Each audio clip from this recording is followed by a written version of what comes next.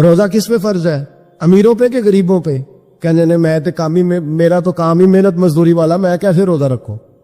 میں تو دیہڑی لگاتا ہوں تو روزہ کیسے رکھوں؟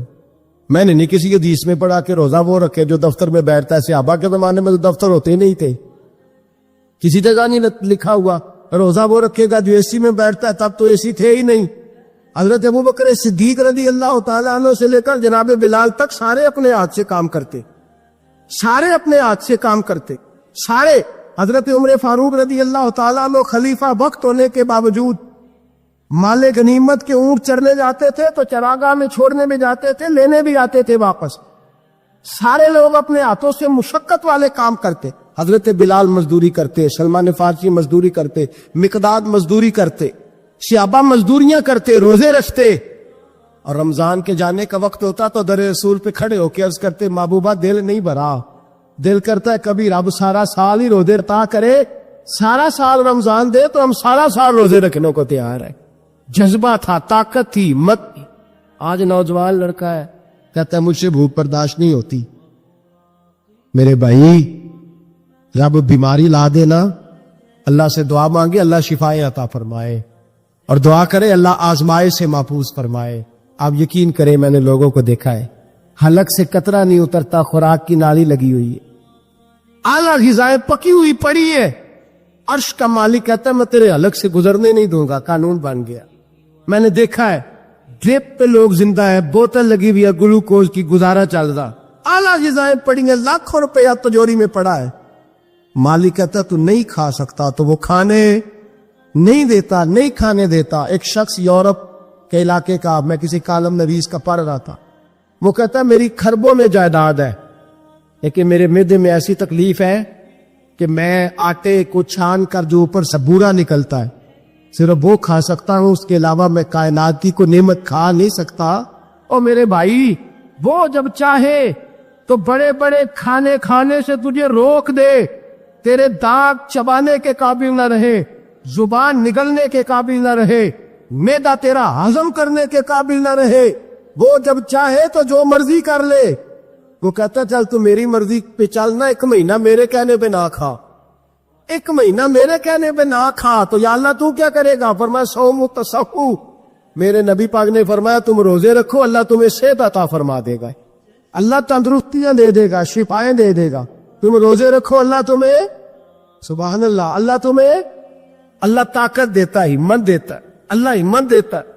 میں نے دیکھا ہے، میں نے بزرگوں کو دیکھا ہے، ضعیف لوگوں کو دیکھا ہے، کمزور لوگوں کو دیکھا ہے، میں نے دیکھا ہے روزے رکھتے ہوئے، مزدوروں کو دیکھا ہے روزے رکھتے ہوئے۔ میں اپنے ابا جی کو کہتا ابا جی اتنی سخت گرمی اور مزدوری آپ کرتے اور مزدوری کے عالم میں روزہ رکھتے، تو کہتے پتر روزہ کی جاندہ ہے، روزہ کدوں کو جاندہ ہے، روزہ اپنی جگہ تے مزدوری اپنی جگہ ہوتے۔ اور کئی دفعہ مینوں فرمان لگیا، میں نے یاد سمجھ کوئی نہیں لگتی، پتہ نہیں روزے چ اللہ طاقت کتوں دے چھڑ دے، نہیں زیادہ کام بھی زیادہ کرید ہے کہ روزہ بھی بھائی صوم تصحو، میرے مصطفیٰ نے فرمایا تو روزہ رکھ اللہ تجھے صحت عطا فرما دے گا۔ محبوب پاک صلی اللہ علیہ وسلم فرماتے جس نے جھوٹ نہیں چھوڑا، غیبت نہیں چھوڑی، برائی نہیں چھوڑی، اللہ کو اس کے بھوکے پیاسے رہنے کی کوئی ضرورت نہیں۔ وہ کاہے کا رکا ہے؟ جب کوئی کام تو اس نے اللہ کی رضا والا کیا نہیں۔ روزہ رکھ کے دغا کر رہا ہے، روزہ رکھ کے جھوٹ بول رہا ہے، روزہ رکھ کے کم ماپ رہا ہے، تول رہا ہے، دھوکہ دے رہا ہے، رشوت لے رہا ہے، فراڈ کرتا ہے، حرام کا مال اکٹھا کر کے کہتا ہے اس میں سے چلو 10 دے گے بھی پکا دے گے۔ او بھائی جو کام اللہ نے تجھے کرنے کو حکم دیا تھا جب تو وہ بجا ہی نہیں لا رہا، مقصد روزہ ہی تو حاصل لعلکم تتقون، روزے کا مقصد یہ ہے کہ تو پرہیزگار ہو جائے۔ میرے نبی پاک علیہ الصلوۃ والسلام کی بارگاہ عالی مرتبت میں 2 عورتیں آئیں، یہ چیزیں کھا لو، کہنے لگی محبوبہ ہم نے روزہ رکھا ہوا ہے۔ فرمایا نہیں تمہارا تو روزہ نہیں ہے، حضور رکھا ہوا ہے روزہ، سحری سے لے کر اب تک کچھ نہیں کھایا، شام تک بھی نہیں کھائیں گی۔ محبوب نے فرمایا ذرا کہہ تو کرو، الٹی تو کرو۔ کہہ کی تو ان کے حلق سے خون بھی نکلا اور گوشت کے لوتھڑے بھی نکلے، پوٹیاں بھی نکلی۔ نبی پاک نے فرمایا وہاں بیٹھ کے تم نے اپنے جاننے والوں کی غیبت نہیں کی، چغلی نہیں کھائی؟ خاموش ہو گئی، گردنیں جھک گئی۔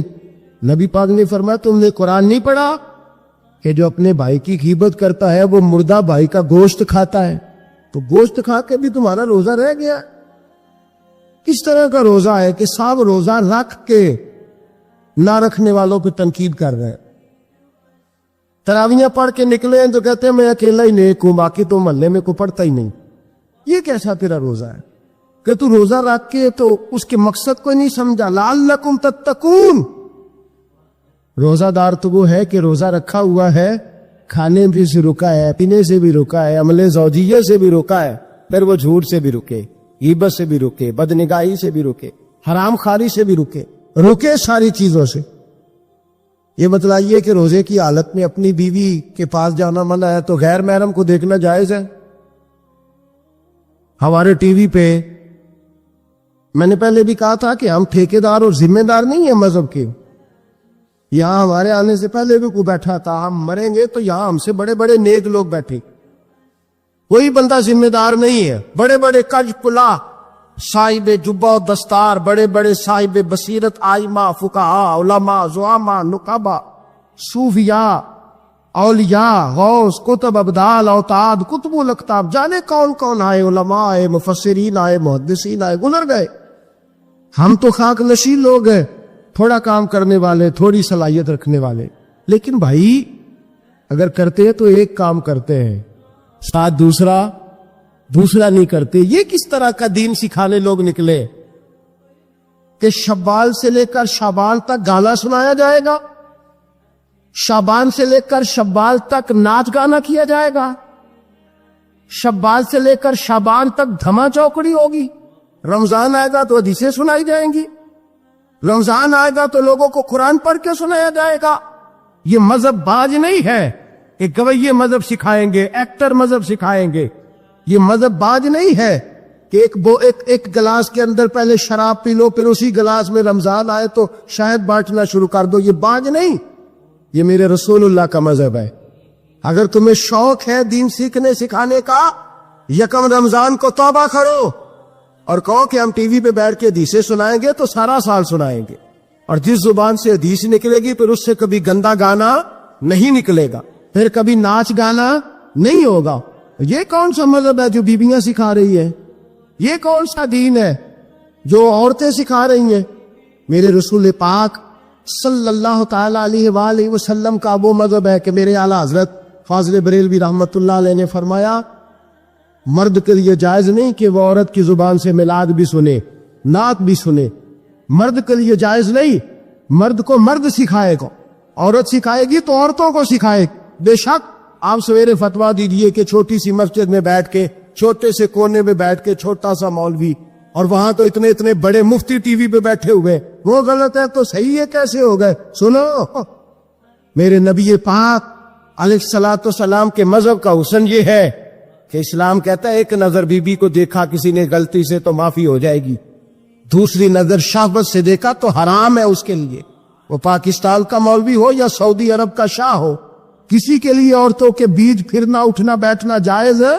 میرے نبی پاک صلی اللہ تعالی علیہ وسلم نے فرمایا ہے میں عورتوں سے مصافحہ کرنے نہیں آیا، اور میرے نبی پاک صلی اللہ علیہ وسلم نے فرمایا ہے، حضور فرماتے لیکن نا کتا بالکل ناپاک نہیں ہوتا، کتے کا تھوک ناپاک ہوتا ہے یا کتا گیلا ہو جائے تو ناپاک ہوتا ہے، لیکن خنزیر سارا ناپاک ہوتا ہے، کل ناپاک ہے خنزیر۔ نبی پاک نے فرمایا خنزیر بھی ہو اور گند میں لتھڑا ہوا بھی ہو، پیشاب میں لتھڑا ہوا ہو، گوبر میں لتھڑا ہوا ہو، پخانے اور فضلے میں لتھڑا ہوا خنزیر ہو، اس کا جسم تیرے ساتھ ٹکرا جائے تو اتنا برا نہیں جتنا غیر محرم عورت کا وجود تیرے ساتھ ٹکرا جائے تو برا ہے۔ اس حد تک میرے نبی پاک صلی اللہ علیہ وسلم اور گنبد کے معاملے میں فتویٰ دینے والے، یا رسول اللہ کہنے پر کفر کا فتویٰ دینے والے اور بڑی بڑی باتیں کرنے والے خاموش کیوں ہو گئے؟ یا ایھا الذین آمنوا لا تتخذوا اليہود والنصارى اولیاء، رب فرماتا ہے یہودیوں اور عیسائیوں کو دوست نہ بناؤ، یہ تمہارے دوست ہو سکتے، یہ تمہارے سجن ہو سکتے؟ جب عرش کا مالک کہہ رہے سجن نہیں ہو سکتے تو دوستی کی بات کیسے بڑھا رہا؟ یا رسول اللہ ہمارے سجن کون ہو سکتے ہیں؟ فرمایا تمہارا دوست وہ ہو سکتا ہے جو محمد عربی کا غلامی کرنے والا ہو، جو رسول اللہ کی نوکری کرنا وہ دوست ہوگا، دوسرا دوست ہو سکتا؟ کوئی ایکٹر مذہب نہیں سکھائے گا، کوئی گویہ مذہب نہیں سکھائے گا۔ حضرت جناب سیدنا جنید بغدادی، بغداد کے پیر سے کسی نے پوچھا تھا آج سے 1100-1200 سال پہلے، وہ تو زمانہ ویسے نیکی اور پرہیزگاری کا تھا، کہا بابا جی مرد اور عورت نیک ہو، بغیر پردے کے، بغیر حجاب کے، بغیر دیوار کے بیٹھ کر ایک دوسرے کو دین سکھا سکتے ہیں؟ حضرت صاحب بتائیے، مرد اور عورت نیک ہو تو بغیر پردے اور حجاب کے ایک دوسرے کو دین سکھا سکتے ہیں؟ تو حضرت جنید بغدادی فرمانے لگے سکھانے والا حسن بصری ہو اور سیکھنے والی رابعہ بصری ہو تو پھر بھی بغیر پردے کے بیٹھنے کی اجازت نہیں۔ تو مفتی صاحب کو اجازت کس نے دی؟ مولانا صاحب کو اجازت کس نے دی؟ بڑا وہ نہیں ہوتا جو ٹی وی پہ زیادہ آتا ہے، بڑا وہ ہوتا ہے جو رسول اللہ کے دین پہ عمل زیادہ کرتا ہے۔ حضرت عبداللہ ابن مسعود رضی اللہ تعالیٰ عنہ فرماتے زیادہ باتیں کرنے والا عالم نہیں ہوتا۔ حضور پھر عالم کون ہوتا ہے؟ فرمایا پڑھو قرآن، انما یخشی اللہ من عبادہ العلماء۔ فرمایا بڑا عالم وہ ہوتا ہے جو اللہ سے زیادہ ڈرتا ہے، اس لیے کہ رب فرماتا ہے میرے بندوں میں سے جو عالم وہ ہے جو اللہ سے زیادہ ڈرتے ہیں، خوف رکھتے۔ تو میرے بھائی رمضان المبارک میں بچنا ہے، پرہیز کا وقت ہے، تو کوئی شخص بھی کوئی شو نہ دیکھے، میری منت ہے آپ اللہ، کوئی شو نہ دیکھے۔ عورت کا تو پردہ ہے تو ہمیں تو تماشے پہ لگا دیا گیا، عجیب قسم کے ایکٹر آ گئے اور وہ مذہب سکھا رہے ہیں۔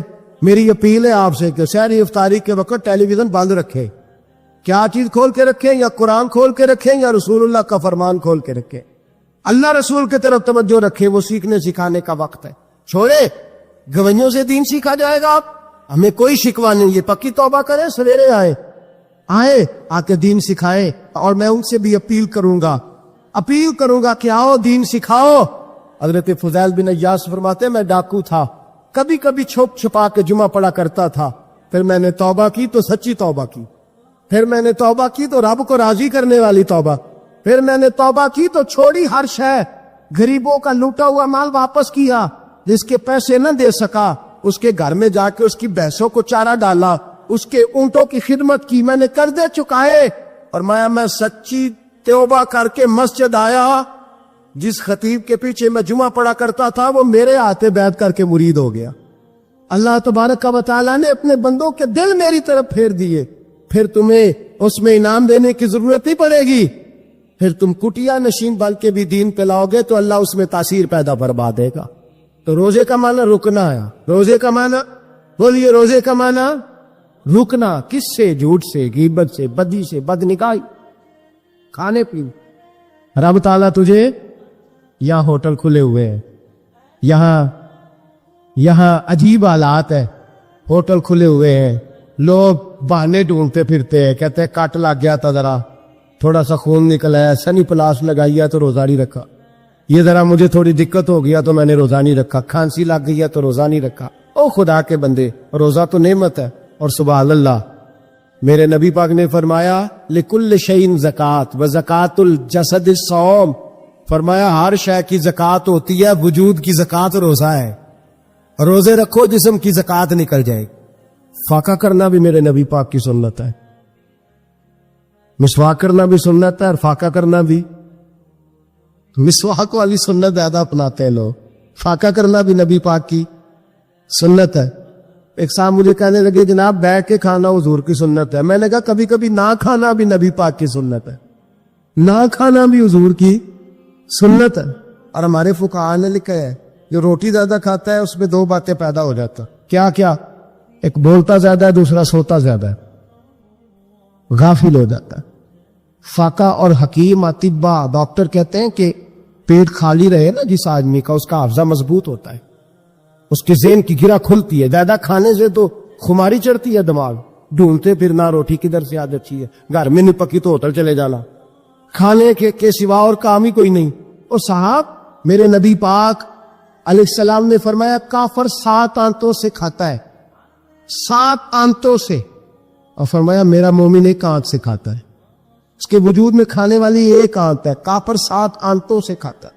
فاقہ کشی سے نورانیت پیدا ہو، کم کھانا، لیکن نا نبی پاک صلی اللہ علیہ وسلم نے اللہ سے فاقہ مانگ کے لیے یا اللہ ایک وقت روٹی دے، ایک وقت کا فاقہ دے، مانگ کے لیے نبی پاک، مانگ کے۔ یار 30 تو روزے ہیں، وہ بھی کئی دفعہ 29 ہو جاتے ہیں۔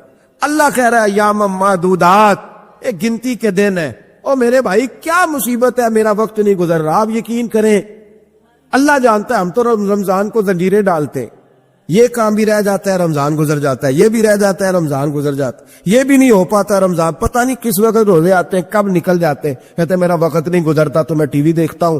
قرآن سارا پڑھ لیا ہے، حدیثوں کا مطالعہ ہو گیا، اپنی آخرت کے لیے نفل سارے پڑھ لیے، تسبیحات ساری ہو گئی، جو اب ٹائم نہیں گزرتا تھا تو ٹی وی پہ جا بیٹھے۔ کدھر چلے گئے ہم؟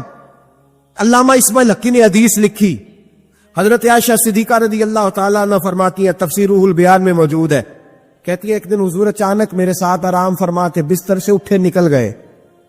ہمیشہ نبی پاک علیہ السلام کا طریقہ مبارکہ تھا، جب رات کو تہجد کے لیے اٹھتے تو کہتے ابو بکر کی بیٹی حق تیرا ہے، وقت تیرا ہے، پر اگر تو اجازت دے تو میں اپنے اللہ کو راضی کر لوں۔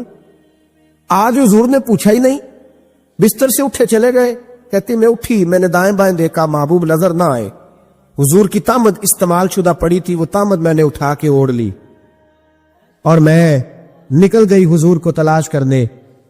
کہتی ہیں جب میں باہر گئی مسجد نبوی شریف کے ساتھ جنت البقیع کی جانب، نبی پاک سجدے میں تھے۔ کہتی ہے میں گئی، تھوڑی دیر کھڑی ہوئی، حضور نے آہٹ سنی تو پوچھا تو کون ہے؟ میں نے کہا میں عائشہ ہوں۔ تو محبوب نے فرمایا یہ عائشہ کون ہے؟ میں نے کہا یا رسول اللہ میں آپ کی زوجہ۔ فرمایا زوجہ کیا ہوتی ہے؟ یا رسول اللہ میں ابو بکر کی بیٹی۔ تو نبی پاک نے فرمایا یہ ابو بکر کون ہے؟ حضرت عائشہ کہتی ہے میرا کلیجہ پھٹنے کو آیا، میں وہاں سے پریشان حال واپس آئی۔ جب میں گئی تھی تب بھی ہلکی ہلکی بارش تھی، واپس لوٹی تو پھر بھی ہلکے ہلکے قطرے بارش کے گر رہے تھے۔ میں آ کے ہامتی کامتی بیٹھ گئی، تھوڑی دیر گزری تو نبی پاک تشریف لے آئے۔ تو حضور صلی اللہ تعالی علیہ وسلم نے مجھے پریشان دیکھا تو کہا عائشہ کیا ہوا؟ کہا حضور آج وہ ہوا ہے جو کبھی نہیں ہوا۔ یا رسول اللہ میں پریشان ہو گئی ہوں۔ حضور عجیب بات ہے، میں گئی ہوں، آپ نے پوچھا کون ہے تو میں نے کہا میں عائشہ۔ کا عائشہ کون؟ آپ کی زوجہ۔ فرمایا زوجہ کون؟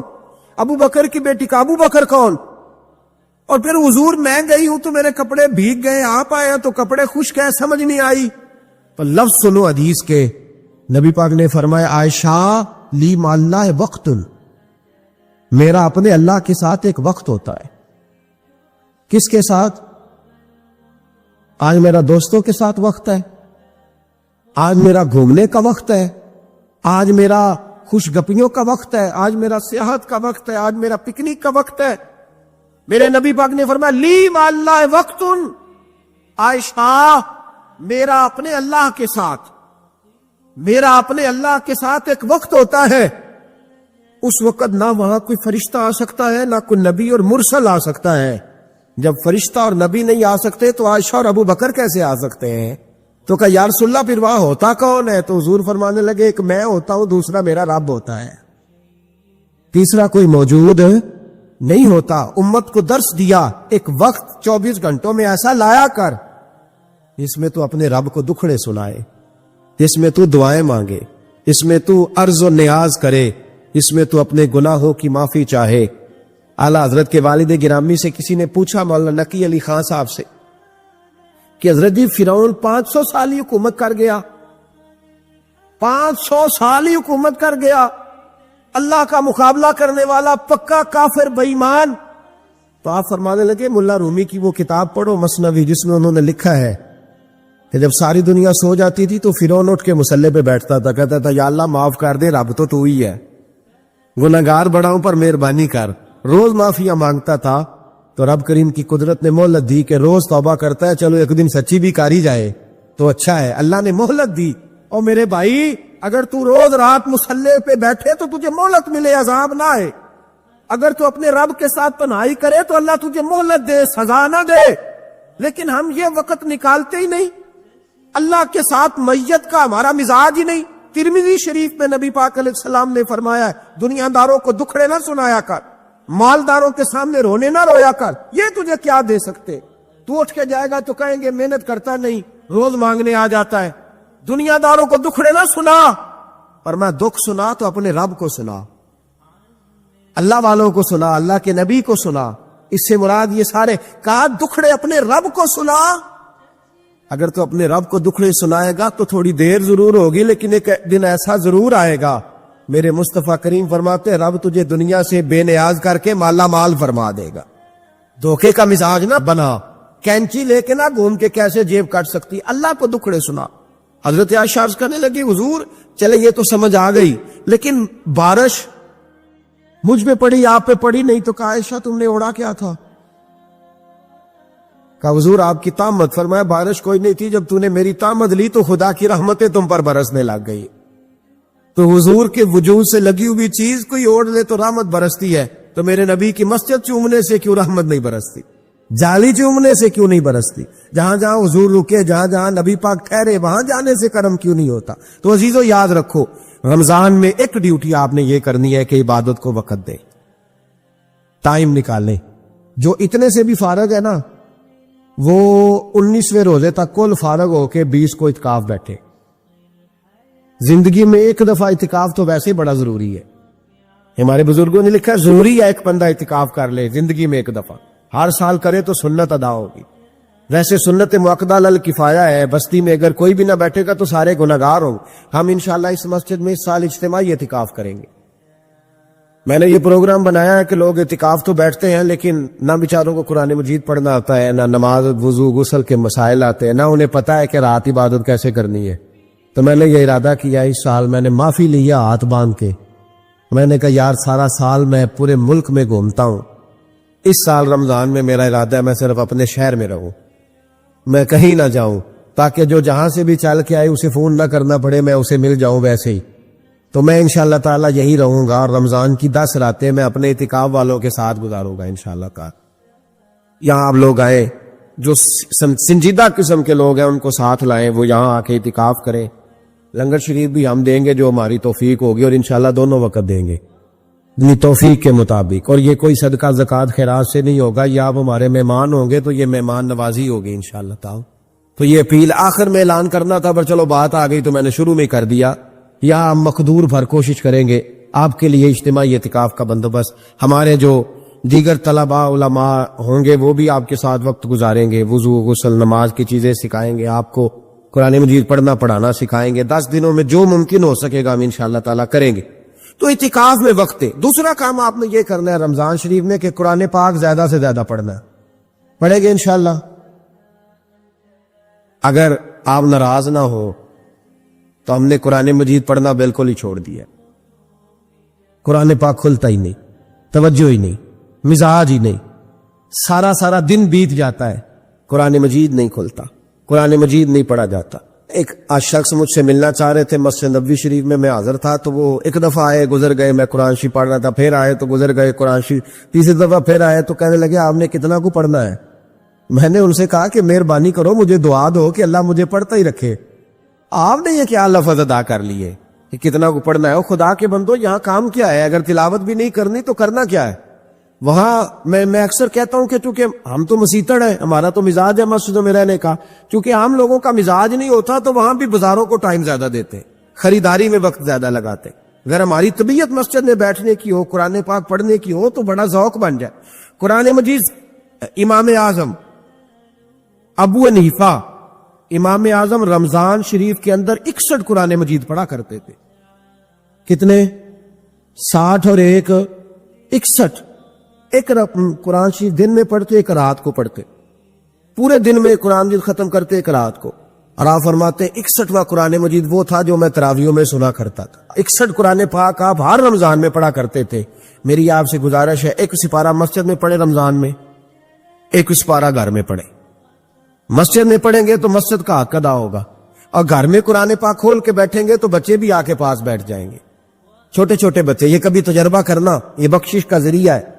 جب آپ بچوں کی ماں سویرے سویرے بڑا اچھا دوپٹہ لے کے اور مصلی بچھا کے اور قرآن مجید کی ریل رکھ کے اور پھر اس کو خوشبو لگا کے جب کھولتی ہے نا, تو اس کی جو 2-2.5 سال کی بچی ہوتی ہے وہ بھی کہیں سے دوپٹہ ڈھونڈنے لگ جاتی, وہ بھی دوپٹہ لے کے آتی ہے اور دائیں بیٹھتی ہے. اس کا جو 4 سال کا بچہ ہوتا ہے نا, اگر ابا بیٹھا ہے, وہ 4 سال کا بچہ بھی کہیں سے ٹوپی ڈھونڈ کے لاتا ہے, اسے پڑھنا نہیں آتا, لیکن وہ بھی آ کے نا سپارہ لے کے بیٹھ جاتا ہے. میں نے دیکھا ہے بچے تھوڑا تھوڑا ہلنے لگتے ہیں. قسم اللہ کی عزت کی, مجھے ایسے لگتا ہے کہ جب بیٹیوں کے بیچ ماں بیٹھ کے قرآن پڑھتی ہے اور جب بیٹوں کے بیچ باپ بیٹھ کے قرآن پڑھتا ہے تو مجھے لگتا ہے خدا کے فرشتے بھی آسمان کے دروازے کھول کھول کے دیکھتے, کھول کھول کے دروازے دیکھتے ہیں کہ یہ کس طرح کا رنگ ہے کہ چھوٹا سا بچہ توتلی زبان. مجھے وہ حدیث پڑھ لینے دو جو امام جلال الدین سیوطی نے روایت لکھی ہے. فرمایا حضرت عیسیٰ علیہ السلام میں قبر کے پاس سے گزرے تو عذاب ہو رہا تھا, چند گھنٹوں کے بعد گزرے تو وہیں رحمتوں کا نزول ہو رہا تھا. حضرت عیسیٰ عرض کرنے لگے مولا میری مجال نہیں میں پوچھوں, چند گھنٹے پہلے یہاں عذاب تھا اب یہی کرم ہو رہا ہے. اللہ اب اس نے کوئی نیک عمل کیا تو ہے نہیں, قبر میں تو عمل ختم ہو جاتا ہے, اتنا کرم کیسے؟ تو رب کریم نے فرمایا موسیٰ بندہ بڑا گناہگار تھا, پاپی تھا, سزا کا حقدار تھا, پر جب انتقال اس کا ہوا تو بیوی اس سے پہلے حاملہ تھی, اس کے انتقال کے 2-4 مہینے بعد بچہ پیدا ہوا, پھر اس بیوی نے بچہ پالا, آج 4.5 سال کا بچہ مکتب گیا ہے, استاد نے بسم اللہ شریف پڑھائی ہے, اس کے بچے نے توتلی زبان پہ کہا بسم اللہ الرحمن الرحیم. تو مجھے حیا آئی ہے کہ اس بیچارے کو بھی لفظ نہیں ادا کرنے آتے, زمین پر بیٹھ کر یہ توتلی زبان سے مجھے رحمان اور رحیم کہے اور میں اس کے باپ کو سزا دوں. بس بچے نے ایک دفعہ بسم اللہ پڑھی ہے, میں نے باپ کے سارے گناہ معاف فرما دیے, مہربانی کرو. ایک سپارہ گھر میں, ایک سپارہ مسجد میں, یہ ضرور آپ نے روٹین بنانی ہے. مسجد میں پڑھیں گے تو مسجد کا حق ادا ہوگا, گھر میں پڑھیں گے تو بچے بھی پڑھیں گے. اور تیسرا سپارہ وہ ہے جو آپ نے تراویح میں سننا ہے. تو کتنے سپارے ہو گئے ایک دن میں؟ 3. تو رمضان میں کل کتنے ہو گئے؟ 3 قرآن پاک. کتنے قرآن پاک جی؟ 3 قرآن مجید. ایک سپارہ دن میں, ایک رات میں, تو آپ کا 10 دن کے اندر انشاءاللہ قرآن پاک ختم ہو جائے گا. کریں گے انشاءاللہ تعالی.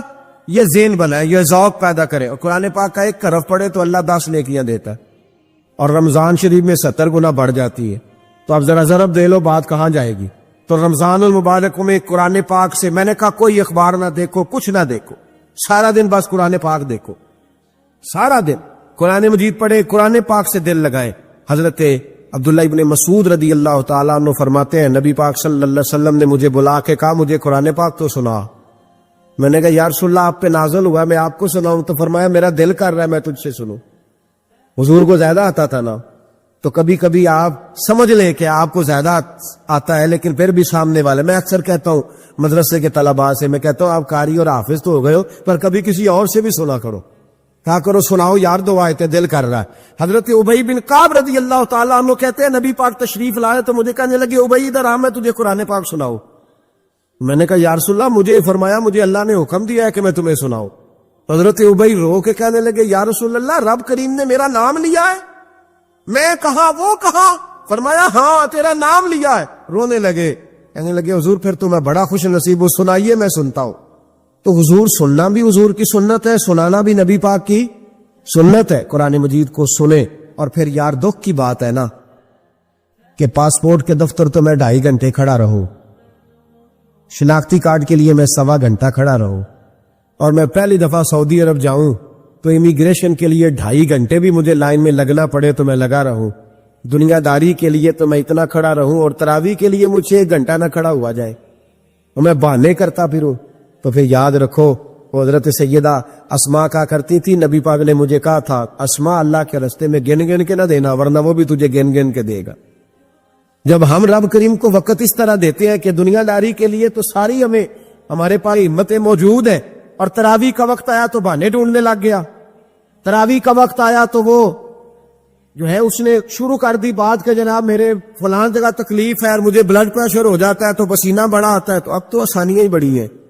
صحابہ کہتے جب ہم مسجد نبی میں نماز پڑھنے جاتے تھے بارش ہوتی تھی تو مسجد میں پانی کھڑا ہوتا تھا, کیچڑ کھڑا بن جاتا تھا, تو ہم اپنی جھولیوں میں خشک مٹی ڈال کے لے جاتے, اپنی اپنی جگہ بچھا لیتے مٹی, اور پھر ہم نماز پڑھتے تو ہمارے پیشانیوں پر بھی مٹی لگ جاتی. ایک صحابی جھاڑ رہے تھے تو نبی پاک نے فرمایا نہ جھاڑ, جب تک چہرے پہ رہے گی فرشتے درود بھیجتے رہیں گے. اب تو ایسی لگے ہوئے مسجد میں پھر بھی تو تراویح نہیں پڑھتا. تو ایک تو عبادت کو ٹائم دے, دوسرا قرآن مجید زیادہ سے زیادہ پڑھے, رمضان میں زیادہ سے زیادہ پڑھے, مسجدوں میں ٹائم دے. مجھے دکھ ہوتا ہے جب رمضان میں بھی نماز کے بعد مسجد کو تالا لگتا ہے. اگر ہم سارے آئیں مسجدوں میں, ہم رمضان شریف کے اندر وقت دیں, جس کے پاس ٹائم ہو وہ آ کے بیٹھ جائے, قرآن مجید کھول لے, تو میرا خیال ہے کہ مسجدیں بھی ہمیں دعا دیں گی کہ دیکھو ہر وقت انہوں نے میرے اندر تلاوت کی. ایک اور بات بھی عرض کرنی ہے, یہ مجھے کہا گیا ہے, میری اپنی طرف سے نہیں, یہ مجھے رکا دیا گیا ہے. کہہ دوں پکے نمازی ناراض تو نہیں ہو جائیں گے؟ جو پکے نمازی ہیں مسجدوں کے وہ میرے ساتھ وعدہ کریں, ناراض تو نہیں ہو جائیں گے؟ نہیں تسی نہیں بول دے, تسا ہو جانا. پکے بول دے نہیں پے, پکے کوڑ دے نہیں پے. پکے نمازی, یہ پکے نمازیوں سے بات, ناراض تو نہیں ہو جائیں گے؟ اے بول کے بتائیں, انشاءاللہ کہے. کچے نمازیوں کو شکوہ ہے کہ پکے نمازی رمضان میں ہمیں گھورتے ہیں. روکے دیے مجھے انہوں نے, کہتے ہیں پکے نمازی, کہنے فصلی بٹیرے آ گئے. یہ زیادتی ہے, یہ ظلم ہے. آپ پکے نمازی ہیں تو مہربانی کریں, آپ وہ جو آپ نے صف الاٹ کرائی ہے نا اپنے نام پکی, کہ اتھے میں بھینا رو تو کتوں آ گئے, یہ چھوڑ دیں آپ, مہربانی کریں. یہ اللہ کا گھر ہے, یہ کسی کے نام رجسٹری ہو سکتی. جو آیا ہے نا بیچارہ, چلو کبھی کبھی صحیح, مہربانی کریں اس کو ٹائم دے, بیٹھنے دیں, کچھ نہیں ہونے لگا. اور جب وہ آئے نا تو دعا کریں, جب اس کو دیکھیں تو کہ یا اللہ یہ آیا ہے تو ہمیشہ آتا ہی رہے, اس کو دعا دے. مہربان, بچے شکوا کرتے ہیں, کہتے ہیں پکے نمازی سانس نہیں لینے دیتے مسجد میں. اور ایک بات اور, یہ حضرت علی کا قول ہے, اس کو دل کی تختی پہ لکھ لینا, دل کی تختی پہ شیر خدا کی شیروں جیسی باتیں. حضرت مولا علی شیر خدا فرمایا کرتے تھے, وہ نیکی کرنے والا اچھا نہیں جو نیکی کر کے اکڑ جاتا ہے اور دوسروں کو گناہگار سمجھتا ہے, وہ نیکوکار اچھا نہیں. فرمایا کرتے تھے اس سے وہ گناہگار اچھا ہے جو گناہ کر کے کم از کم شرمندہ تو ہوتا ہے نا. فرماتے ہیں جو گناہ کر کے شرمندہ ہو وہ زیادہ اچھا ہے اس سے جو نیکی کر کے اکڑ جائے. تو تھوڑی سی نیکی کر کے, پرہیزگاری کر کے ساری دنیا کو گناہگار سمجھنے لگ جانا, یہ تو بت پیدا کر لیا ہے تو نے اپنے اندر. اس بت کو توڑ دے. پتہ نہیں کون کب آئے اور اللہ کا ولی بن جائے. کوئی آیا لے کے چلا گیا, کوئی عمر بھر بھی نہ پا سکا. میرے مولا تجھ سے گلا نہیں, یہ تو اپنا اپنا نصیب ہے. تو مہربانی کریں پکے نمازی, تھوڑی شفقت کریں. یہ میں سب سے نہیں کہہ رہا, جو گھورتے ہیں صرف ان سے کہہ رہا ہوں. کچھ پکے نمازی ہیں تو الحمدللہ دل کے بھی بڑے پکے, سوچ کے بھی بڑے پکے, اچھے ہیں, خوبصورت لوگ. لیکن کچھ ایسے لوگ ہیں, ہمارے شہر کے ایک ڈاکٹر صاحب ہیں, میں نے کہا نماز مسجد میں پڑھا کریں. ان کی عمر کافی زیادہ ہو گئی ہے, تو کہتے ہیں حضرت میں پڑھوں گا انشاءاللہ. ان کو میں نے دوائی لینے گیا تو وہاں بھی میں نے بات شروع کر دی. میں نے کہا آپ مہربانی کریں, کہتے میں آؤں گا. کچھ دنوں کے بعد میں نے اس مسجد میں نماز پڑھی اور خاص کر کے پڑھی کہ یہ ٹائم ہے. میں نے فون کیا کہ ڈاکٹر صاحب آپ نظر نہیں آئے, تو کہتے ہیں حسن ناراض نہ ہو جا. نمازی مجھے کہتے تھے خیر ہے ڈاکٹر صاحب, کہیں غلط جگہ تبادلہ تو نہیں ہو گیا, کوئی مصیبت تو نہیں آ گئی؟ تو کہتا ہے مجھے شرم سی آتی ہے کہ نمازی اس طرح, ویسے بھی میں گیا نہیں, 60 سال عمر ہو گئی, تو اب نمازی تو یہ آپ کیا کر رہے ہیں؟ ہم کوئی اللہ کی رحمت کے منشی ہیں کہ ہم سے پوچھ کے وہ دے گا جس کو دے گا؟ کیا کرتے او بھائی؟ حضرت باجدید بستامی رحمت اللہ تعالی علیہ جیسے لوگ کہا کرتے تھے جنہوں نے ساری زندگی جھوٹ نہیں بولا, حرام نہیں کھایا. فرماتے تھے الفن کہتا ہوں, بالغ ہونے کے بعد نماز قضا نہیں کی, لیکن پھر بھی کہا کرتے تھے دعا مانگو میرا رب مجھ سے حساب نہ پوچھ لے. حساب والا نہیں ہوں میں, درگزر والا ہوں. عدل کریں تے تھر تھر کمبن اچیاں شانہ والے, یہ تو فضل کریں تے بخشے جامن میرے جے منہ کالے. تو مہربانی کریں. آگے چلیں, رمضان شریف میں سخاوت کرنی ہے. حضرت انس بن مالک رضی اللہ تعالیٰ عنہ فرماتے ہیں جس طرح تیز آندھی چلتی ہے, ذرا مثال دیکھیں صحابی کی کتنی خوبصورت. فرماتے ہیں جس طرح تیز آندھی چلتی ہے نا, اس طرح رمضان میں میرے نبی کی سخاوت چلا کرتی تھی. نبی پاک ہر سائل کو دیتے. جو قیدی بند ہوتے نا, قیدی جنگ کے قیدی کفار, حضور انہیں بھی آزاد کر دیتے رمضان. فرماتے جاؤ تمہیں آزاد کیا, سخاوت کرے. اور میرا مشورہ ہے اس دفعہ غریبوں سے غریب سخاوت کریں. نسخہ دے رہا ہوں امیر ہونے کا. تو سخی ہو جا, رب کریم تجھے امیر کر دے گا. سخی بن جا. مالا والے سخی نہیں ہوندے تے سخیاں کول مال نہیں ہوندا. ایتھے اوتھے دوواں جہان نہیں, سخی کنگال نہیں ہوندا. سخی بن جاؤ. میرے نبی پاک علیہ السلام نے فرمایا بندہ کبھی بھی جیب کا سخی نہیں ہوتا, سخی وہی ہوتا ہے جو دل کا ہوتا ہے. غریبوں کو میرا مشورہ ہے کہ 10 روپے دو لیکن رمضان میں روز دینا. ہر شام دینا, غریبوں کو ساتھ بٹھاؤ, روٹیاں کھلاؤ, افطاریاں کراؤ, غریبوں کے گھروں کے اندر سوٹ پہنچاؤ, مدارس کے طالب علموں کو کپڑے خرید کے دو, جو کچھ نہیں دے سکتا وہ ایک مسواک لا کے دے. ڈیوٹی کرو, اپنے دائیں بائیں غریبوں کا خیال رکھو. جن گھروں میں اکثر دیکھتے ہو کہ دال کا شاپر جاتا ہے, وہاں رمضان شریف میں صبح صبح گوشت پہنچاؤ. مہربانی کرو, غریب. امیر تو کسی کو تب دے گا جب اس نے ووٹ لینے ہوں گے. وہ تو وہاں زکات دے گا جہاں سے اسے پتا ہوگا کہ میری تعریف اچھی ہوگی. وہ تو مسجد میں اس وقت خرچ کرے گا جب اس کا نام بار بورڈ پہ لکھا جائے گا. غریبوں, تم نے ظلم کیا ہے.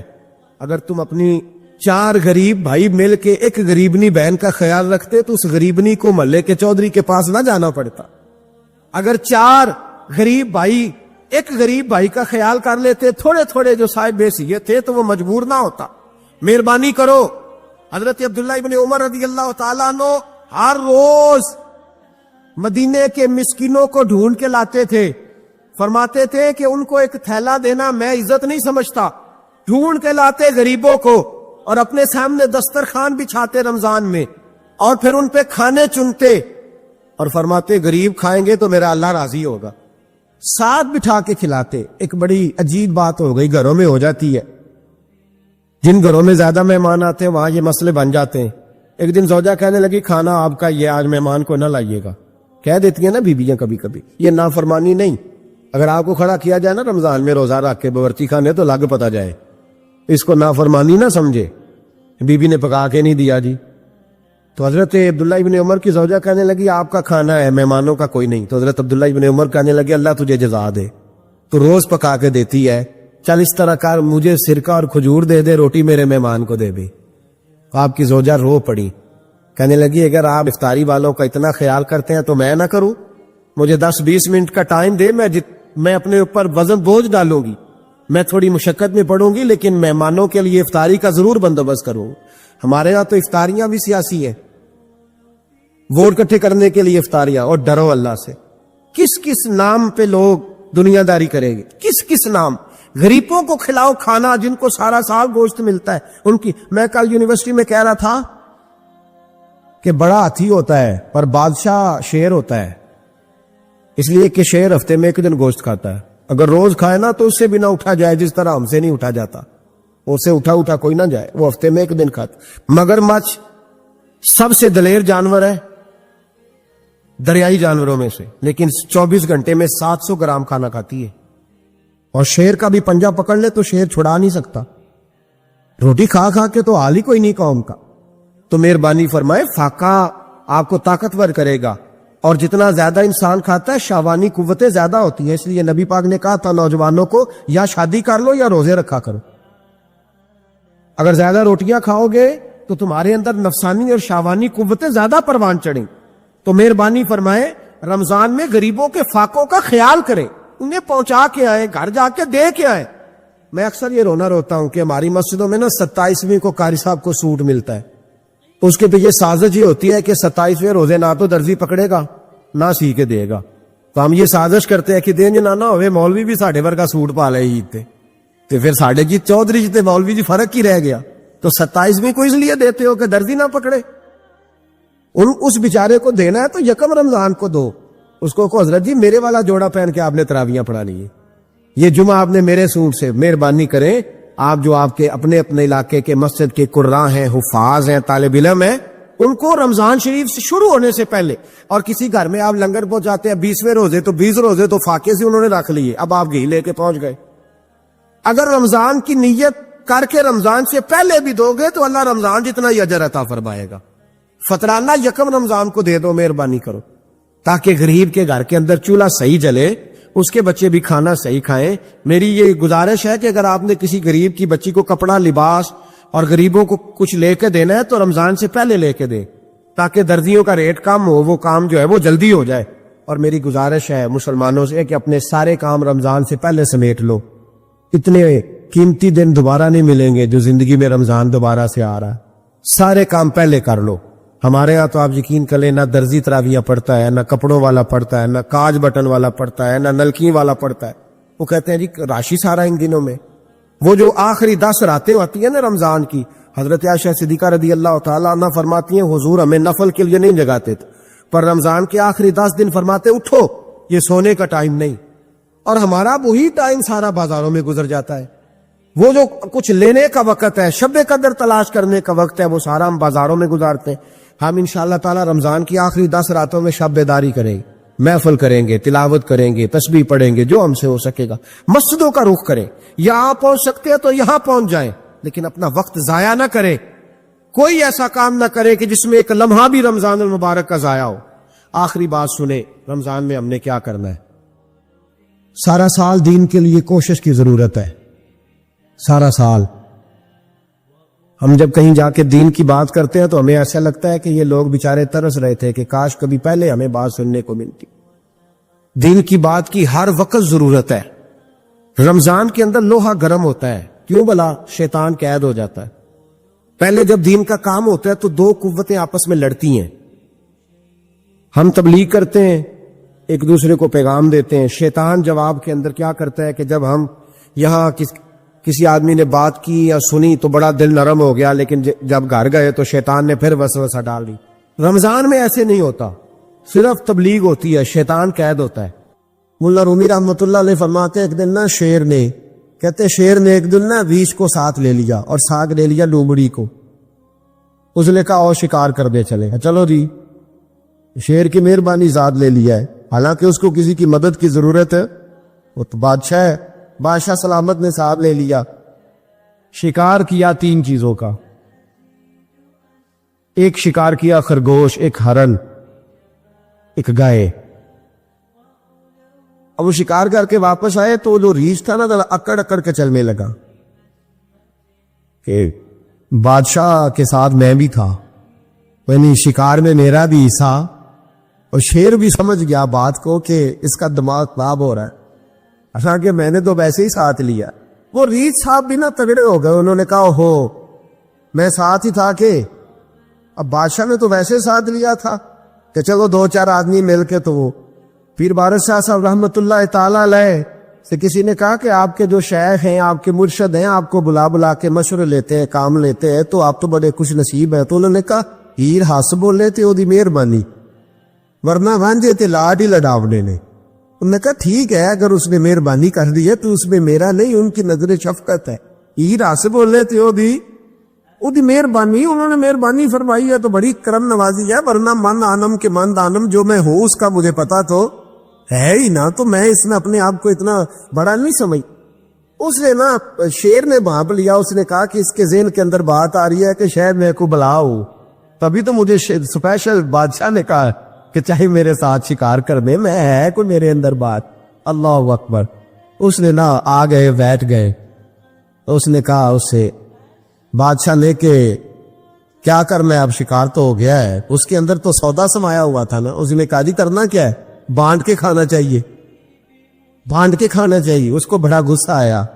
اس نے کہا اچھا تو مجھے کمزور سمجھتا ہے، میں جو چاہتا تھا کر سکتا تھا، میں نے تو عذرائے محبت تجھے عزت دی، ساتھ لے لی اور تو بن کے ہی بیٹھ کے ہے. اس نے کہا اچھا بانٹ کے کھانا چاہیے. کہا بالکل. کہا چلو بانٹو. پھر کیسے بانٹنا ہے؟ ہرن کا اور بکرے کا گوشت ایک جیسا ہوتا ہے، بلکہ ہرن کا زیادہ مہنگا ہوتا ہے، لذیذ ہوتا ہے. اب اس نے تقسیم کیسی کی جی؟ اس نے چلاکی کرنی چاہیے. کہنے لگا جی تقسیم سیدھی سی ہے، آپ بڑے ہیں، گائے آپ کی. 3 جانوروں کا شکار ہوا نا، گائے، ہرن اور خرگوش. کہنے لگا آپ بڑے ہیں، گائے آپ کی، میں درمیانہ ہوں تو ہرن میرا، اور لومڑی چھوٹی ہے تو خرگوش ہے لومڑی کا. اس نے کہا تیرا پلا ہو جائے، کیسی تم نے تقسیم کی ہے؟ اس نے مارا پنجا اور ریچھ کو بھی مار دیا. اس نے کہا تو عجیب آدمی ہے بھائی، تجھے تو ذرا موقع دیا ہے تو نے ہاتھ ہی وہاں ڈال لیا ہے جہاں بالکل تیرا بنتا ہی نہیں تھا. اللہ اکبر. اس نے کہا اچھا مر گیا. اب لومڑی بھی سنبھل کے بیٹھ گئی. لومڑی ذرا تیز ہے، چلاک ہے. تو ملا رومی علیہ رحمہ کہتے ہیں، اور شیر کہنے لگا لومڑی سے چل تو تقسیم کر، تو تقسیم کر کیا کرنا چاہیے. تو کہنے لگی بادشاہ سلامت تقسیم بڑی سادی سی ہے، سیرے ناشتہ خرگوش کا کرے، دوپہر کو آپ جب کھانا کھانے لگے تو ہرن تناول فرمائے، اور شام کو ذرا آپ زیادہ کھاتے ہیں تو آپ گائے کھائیں. یہی تقسیم ہے. بڑا راضی ہوا شیر. اس نے کہا تو نے یہ تقسیم بڑی اچھی کی ہے, یہ کہاں سے سیکھی ہے؟ کہنے لگی ریچھ کی موت سے سیکھی ہے. ابھی مرا ہے نا میرے سامنے, اس کی موت سے میں نے سیکھی ہے, اس لیے کہ اگر یہ تقسیم نہ کی تو مر میں بھی جاؤں گی. بات تو تفنن کی ہے, ظرافت کی ہے, لیکن ملا رومی کیا فرماتے؟ وہ فرماتے ہیں دوسروں کی موت سے ہی سیکھ جا. حضرت عمر کا وصال ہوا, قبر پہ مٹی ڈالی جا رہی تھی. حضرت ابو درداء نے نا یوں مٹی پکڑی ہوئی ہے, تو ایک ایک چلو کر کے مٹی ڈالتے ہیں نا, پہلے 3 چلو ڈالتے ہیں کہ چلو ہمارا بھی اس نیکی میں حصہ ہو جائے. تو مٹی ڈالنے کے لیے نا مٹی پکڑی ہوئی تھی. توجہ ہے آپ کی میری بات پر؟ کچھ مٹی کو لے کر کے جا رہے تھے حضرت ابو درداء. مٹی لے کے جاتے حضرت سیدنا ابو درداء حضرت عمر کی قبر پر ڈالنے کے لیے, یہ پکڑی ہاتھ میں, مٹی ڈالنے کا ارادہ کرتے تو واپس آ جاتے, پھر جاتے تو واپس آ جاتے, پھر جاتے. لوگوں نے کہا ابو درداء ڈالتے کیوں لے؟ تو آنکھوں میں آنسو آ گئے, رو پڑے. کہنے لگے عزت کے اس کو ہے گراں پہ مٹی ڈال دوں, وقار کے اس بادشاہ پہ مٹی ڈال دوں. فرمانے لگے شہنشاہ کردار پر اس پر مٹی ڈال دوں. پھر وہ مٹی پکڑی اور اپنے سر پہ ڈال لی. فرمانے لگے عمر تو مٹی کے قابل نہیں, مٹی کے قابل تو میں ہوں, میں تھا جس پر مٹی پڑنی چاہیے تھی. اور آپ فرمانے لگے لوگوں سن لو, اگر عمر جیسے تقوی کے بادشاہ بھی رب نے اس زمین سے اٹھا لیے تو ہم بھی بچیں گے نہیں. ہم نے بھی اللہ کی بارگاہ میں جانا تھا. اگر اتنے پاک باز لوگ, اگر نیکی ہی دنیا میں رہنے کا سبب ہوتی تو یہ پاک لوگ ہمیشہ دنیا میں رہتے. پر میں اگر یہ چلے گئے تو چلے, ہم نے بھی جانا ہے.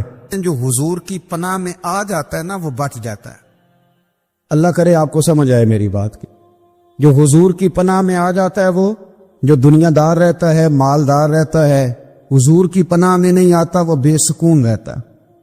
فرماتے یہاں دنیا میں بھی حضور کی پناہ میں آ جاؤ, آج لے ان کی پناہ. اور آج دلیل آپ نے ابن ماجہ کی حدیث لکھی ہے, حضرت تمیم داری حدیث کے راوی ہیں, اعلیٰ حضرت نے لکھی ہے. فرماتے ہیں جو حضور کی پناہ میں آیا بچ گیا. دلیل دیتے ہیں, فرمایا انسان تو انسان, جانور بھی آتے تھے تو بچ جاتے تھے.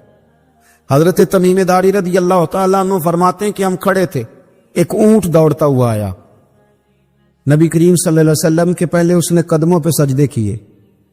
صحابہ کہنے لگے حضور ہمیں بھی اجازت دیں. فرمایا وہ تو بے زبان ہے, اسے تو پتہ کوئی نہیں, پیش نظر ہے وہ نو بہار, سجدے کو دل ہے بے قرار, روکیے سر کو روکیے, یہی تو امتحان ہے. فرمایا اسے کیا پتا, تم تو مکلف ہو شریعت کے, تمہیں اجازت نہیں ہے. اور اعلیٰ حضرت نے 2 ٹوک لکھا ہے. فرمایا سوائے خدا کے کسی کو تعظیمی سجدہ بھی حرام ہے. یہ نوٹ کر لیں میری بات. اور اعلیٰ حضرت نے فتاوی رضویہ میں لکھا ہے کسی قبر پہ جاؤ تو 4 ہاتھ دور کھڑے رہو. اللہ کرے آپ کو سمجھ آئے. کتنے ہاتھ؟ 4 ہاتھ دور کھڑے رہو, سورۃ فاتحہ پڑھو, درود شریف پڑھو, جس قبر پہ گئے ہو ان کی روح کو اصال ثواب کر, ان کے وسیلے سے دعا مانگو. اعلیٰ حضرت فرماتے ہیں قبر کو سجدہ بالاتفاق حرام ہے, طواف قبر کا کرنا بالاتفاق حرام ہے. بوسہ لینے میں اختلاف ہے کہ جائز ہے کہ ناجائز ہے, لیکن بوسے سے بھی چونکہ شک پڑتا ہے تو فرماتے ہیں احمد رضا کی رائے یہ ہے کہ بوسہ لینے سے بھی بچا جائے. وہ آ گیا تو اس سے اگلی باتیں کرتا, بس خاموش رہ, باادب رہ اور پیچھے رہ. تو حضرت تمیم داری کہتے ہیں یہ حدیث اعلیٰ حضرت نے لکھی ہے لمن والعلا میں. فرماتے ہیں کہ اونٹ نے پہلے سجدہ کیا, قدم چومے, پھر اس نے حضور کے کان میں کوئی بات کہی. روزے دے دوالے نے غلاماں دیاں ٹولیاں, ایک پہ سن دے کروڑاں دیاں بولیاں. یعنی اونٹ نے بات کی تو حضور نے وہ بھی سن لی. اعلیٰ حضرت کہتے ہیں جو پناہ میں آتا ہے بچ جاتا ہے. کہتے ہیں رسول کریم نے نا اونٹ کی پشت پہ ہاتھ پھیرا اور اللہ کے محبوب فرمانے لگے فکر نہ کر, اب تو آ گیا ہے نا, تو جیسے تو کہے گا ویسے ہی ہو جائے گا, جیسے تو کہے گا ویسے ہی. ابن ماجہ میں موجود ہے, پر میں جو کہ فاضل بریلوی رحمت اللہ علیہ کی کتاب سے پیش کر رہا ہوں الامن والعلا سے, تو میں اسی انداز میں پیش کر رہا ہوں جس انداز میں وہاں ہے. حضرت تمیم داری کہتے ہیں کہ ہماری سمجھ میں بات کوئی نہ آئی. تھوڑی دیر گزری تو کچھ لوگوں نے ہاتھوں میں رسیاں پکڑی ہیں, خنجر پکڑے ہیں, دوڑے آئے, یا رسول اللہ یہ ہمارا اونٹ ہے. حضرت تمیم داری کہتے ہیں میں نے دیکھا کہ جب وہ آ گئے نا خنجر لے کے تو اونٹ حضور کے پیچھے چھپ گیا. آج لے ان کی پناہ، آج مدد مانگ ان سے۔ وہ حضور کے پیچھے چھپ گیا تو کہتے ہیں کہ نبی کریم صلی اللہ تعالی علیہ وسلم نے فرمایا کیا مسئلہ ہے بھائی؟ یا رسول اللہ ہمارا اونٹ ہے، ذبح کرنے لگے تھے دوڑ آیا ہے۔ تو حضور فرمانے لگے وہ تو تمہاری شکایت کر رہا ہے۔ وہ کہتا ہے یا رسول اللہ میں نے برسوں ان کی نوکری کی، برسوں میں نے بڑی نوکری کی۔ صحیح کہتا ہے یا رسول اللہ؟ ٹھیک کہتا ہے حضور، اب بوڑھا ہو گیا ہوں، تھوڑا زیادہ بوجھ نہیں اٹھا سکتا تو مجھے ذبح کر کے کھانا چاہتے ہیں، میں مرنا نہیں چاہتا۔ نبی کریم فرمانے لگے اچھے لوگ یہ صلہ دیتے ہیں؟ انہوں نے عرض کی حضور آپ حکم کر دیں، ہم اس کو چھوڑ دیتے ہیں یا رسول اللہ، نہیں ذبح کریں گے، خدمت کریں گے۔ حضور فرمانے لگے نہیں، اب میرے پاس آیا ہے نا، اب میں نے واپس نہیں کرنا، آج ہو گیا ہے، آج لے ان کی پناہ، آج مدد مانگ ان سے، آج ہو گیا یا رسول اللہ پھر رکھ لیں۔ حضور نے فرمایا نہیں بھائی پیسے بتاؤ کتنے؟ یا رسول اللہ نہیں کچھ نہیں۔ نبی کریم علیہ السلام نے فرمایا نہیں، بتاؤ کتنے، بتاؤ کتنے؟ انہوں نے کہا حضور ایک دفعہ ریٹ لگایا تھا تو 100 دینار لگا تھا۔ حضور نے فرمایا بلال دے دو 100 دینار، 100 دینار دے دیا۔ اعلیٰ حضرت فرماتے ہیں دیکھو ان کی پناہ میں آنے کی برکتیں کتنی ہیں۔ ان سے کہا تم جاؤ، وہ چلے گئے۔ حضور نے پشت پہ ہاتھ پھیرا، فرمایا جا تو آزاد ہے۔ حضرت تمیم داری کہتے ہیں وہ پہلے گیا پھر پلٹ کے آیا، اس نے نبی پاک کے کان میں کو بات کی، کئی باتیں کی، پر میں ایک بات کرتا ہوں، کئی باتیں کی، ایک بات کی تو حضور رو پڑے۔ اونٹ چلا گیا، ہم نے عرض کی حضور یہ کیا کہہ گیا ہے؟ تو محبوب فرمانے لگے یہ کہہ گیا یا رسول اللہ جس طرح آپ نے مجھے چھری سے بچایا ہے، میں دعا کرتا ہوں اللہ آپ کی امت کو جہنم سے محفوظ فرمائے، اللہ جہنم سے بچائے آپ کی امت، جس طرح مجھے چھری سے آپ نے محفوظ کیا۔ اعلیٰ حضرت فرماتے کن چکروں میں پڑے ہوئے ہو، کن چکروں میں؟ پیسوں کی پناہ لیتے ہو، عہدوں کے پیچھے چھپتے ہو، دولت کے پیچھے چھپتے ہو، تعلقات کے پیچھے چھپتے ہو۔ فرمایا مصیبت آئے گی تو یہ سارے ہٹ جائیں گے، اگر پناہ لینی ہے تو مدینے والے محبوب کی پناہ لو، دروازے رسول پہ آؤ، نبی کریم کی بارگاہ میں جھکو، حضور سے پیار کرو۔ اعلیٰ حضرت فرماتے ہیں محبوب کا ادب کرو، رسول اللہ کی غلامی کرو۔ فرماتے ہیں پھر کے گلی گلی تباہ، ٹھوکریں سب کی کھائے کیوں، دل کو جو عقل دے خدا تو تیری گلی سے جائے کیوں۔ اور فرمانے لگے جان ہے عشق مصطفیٰ، روز فزوں کرے خدا، جس کو ہو درد کا مزہ وہ ناز دوا اٹھائے کیوں، جس کو ہو درد کا مزہ وہ ناز دوا اٹھائے کیوں۔ انہوں نے محبوب کریم کی محبت کا پیغام دیا، صحابہ کی محبت کا، بولیے صحابہ کی محبت کا پوری کتاب لکھی حضرت صدیق اکبر جناب عمر کے فضائل پر۔ اور مزے کی بات یہ ہے کہ اعلیٰ حضرت نے نا اردو شاعروں میں سے کسی کو توفیق نہیں ہوئی حضور کو شہنشاہ کہنے کی، اعلیٰ حضرت نے کہا میرے نبی شہنشاہ ہیں۔ دلیل کیا دی؟ فرمانے لگے پڑھو ترمذی، حضور نے فرمایا میرے 2 وزیر زمینوں میں ہیں، 2 آسمانوں میں۔ زمین کے 2 وزیروں کے نام ابو بکر اور عمر ہیں، آسمان کے 2 وزیر ہیں جبریل اور میکائیل۔ اعلیٰ حضرت کہنے لگی حضور وزیر تو کسی شہنشاہ کے ہی ہوتے ہیں، پھر کہہ لو نا شہنشاہ۔ تو پھر فرمانے لگے حاجیو آؤ شہنشاہ کا روضہ دیکھو، حاجیو آؤ شہنشاہ کا روضہ دیکھو، کعبہ تو دیکھ چکے اب کعبے کا بھی کعبہ دیکھو، کعبہ تو دیکھ چکے اب کعبے کا بھی، غور سے سن تو رضا کعبے سے بھی آتی ہے صدا، میری آنکھوں سے میرے پیارے کا روضہ دیکھو۔ اعلیٰ حضرت نے ساری زندگی اور صحابہ کرام کی بات کی، اہل بیت کی بات کی، اولیاء کی بات کی، صوفیاء کی بات کی، دفاع کیا سب کا، سب کے شانوں میں لکھا، امت کو بتلایا کہ اپنے بزرگوں سے جڑے رہو گے تو بچے رہو گے۔ اعلیٰ حضرت نے طنز کرنے سے، تنقید کرنے سے، بلا وجہ غلطیاں نکالنے سے اور ایک دوسرے پر لان تان کرنے سے ہمیں بچنے کو کہا۔ اعلیٰ حضرت فرماتے ہیں کوئی علم اگر آ جائے نا تو اس کا معنی یہ نہیں کہ سب کو جاہل سمجھ لینا چاہیے۔ سمجھ آ رہی ہے میری بات کی؟ ہم جس شعبے میں بھی ہوتے ہیں نا سامنے والے کو ان پڑھ ہی سمجھتے ہیں۔ مولویوں کے بارے میں بعض لوگوں کا خیال ہے کہ یہ پتہ نہیں کون سی مخلوق ہے، ان کو کیا پتا دنیا داری کا، میں صحیح کہہ رہا ہوں۔ اسی طرح جو میرے شعبے سے تعلق رکھنے والے لوگ ہیں وہ کہتے ہیں شاید سارے تاجر 2 نمبر طریقے سے ہی مال کماتے، یہ ہو نہیں سکتا، ایسا ہو نہیں سکتا۔ ہمیں نا دوسروں کی اہمیت کی خبر رکھنی چاہیے. ہم ایک دوسرے سے پیار ہم طنز کرتے ہیں, تنقید کرتے ہیں. فاضل بریلوی منع کرتے تھے. آپ فرماتے یہ طریقہ درست. ہم جب غلطیاں نکالنے پہ جاتے ہیں تو معاذ اللہ اتنا اوپر بن جاتے ہیں کہ معاذ اللہ ثم معاذ اللہ اللہ رسول تک پہنچ جاتے. اعلیٰ حضرت کے زمانے میں ایک شخص نے کہہ دیا نبی پاک کا خیال آئے تو نماز ٹوٹ جاتی. عقل ہے نا جی, جہاں مرضی لے جاؤ. وہ کہنے لگا جی میں نے خالص اللہ کے لیے پڑھنی ہے نا فلسفہ عجیب. نبی پاک کا خیال آئے تو نماز ہے. اعلیٰ حضرت فرمانے لگے تو بڑا ہی پاگل ہے. جب تو کہے گا السلام علیکہ ایھا النبی, خیال آئے گا کہ نہیں؟ فرمانے لگے تو بڑا ہی نادان ہے. جب تو کہے گا اللہم صلی علی محمد وعلی, خیال آیا کہ نہیں آیا؟ فرمانے لگے تو نبی پاک کی بات کرتا ہے, نماز میں تو ابا اماں کا بھی خیال آتا ہے. ربنا اغفر لی ولیوالدی. فرمانے لگے ربے کے خیال سے نہیں ٹوٹتی تو مدینے والے کے خیال سے کیسے ٹوٹ گئی؟ فرمانے لگے بڑا ہی بیوقوف ہے تو. اعلیٰ حضرت فرمانے لگے تو کہتے ہیں حضور کا خیال آئے تو ٹوٹ جاتی ہے. فرمانے لگے جب تک حضور کا خیال آئے نہ نماز ہوتی نہیں. جب تک حضور کا خیال نہ آئے نماز ہوتی نہیں, سوال ہی نہیں پیدا ہوتا. لوگوں نے کہا جناب وہ کس طرح؟ تو اعلیٰ حضرت فرمانے لگے اللہ نے کہا قرآن میں واقعی الصلاۃ, نماز پڑھو. یہ نہیں بتایا کتنی پڑھنی ہے, اور یہ بھی نہیں بتایا فجر کی کتنی پڑھنی ہے, یہ بھی نہیں بتایا ظہر کی, یہ بھی نہیں بتایا قیام کیسے کرنا ہے, ہمیں یہ بھی نہیں بتایا رکوع کیسے کرنا ہے.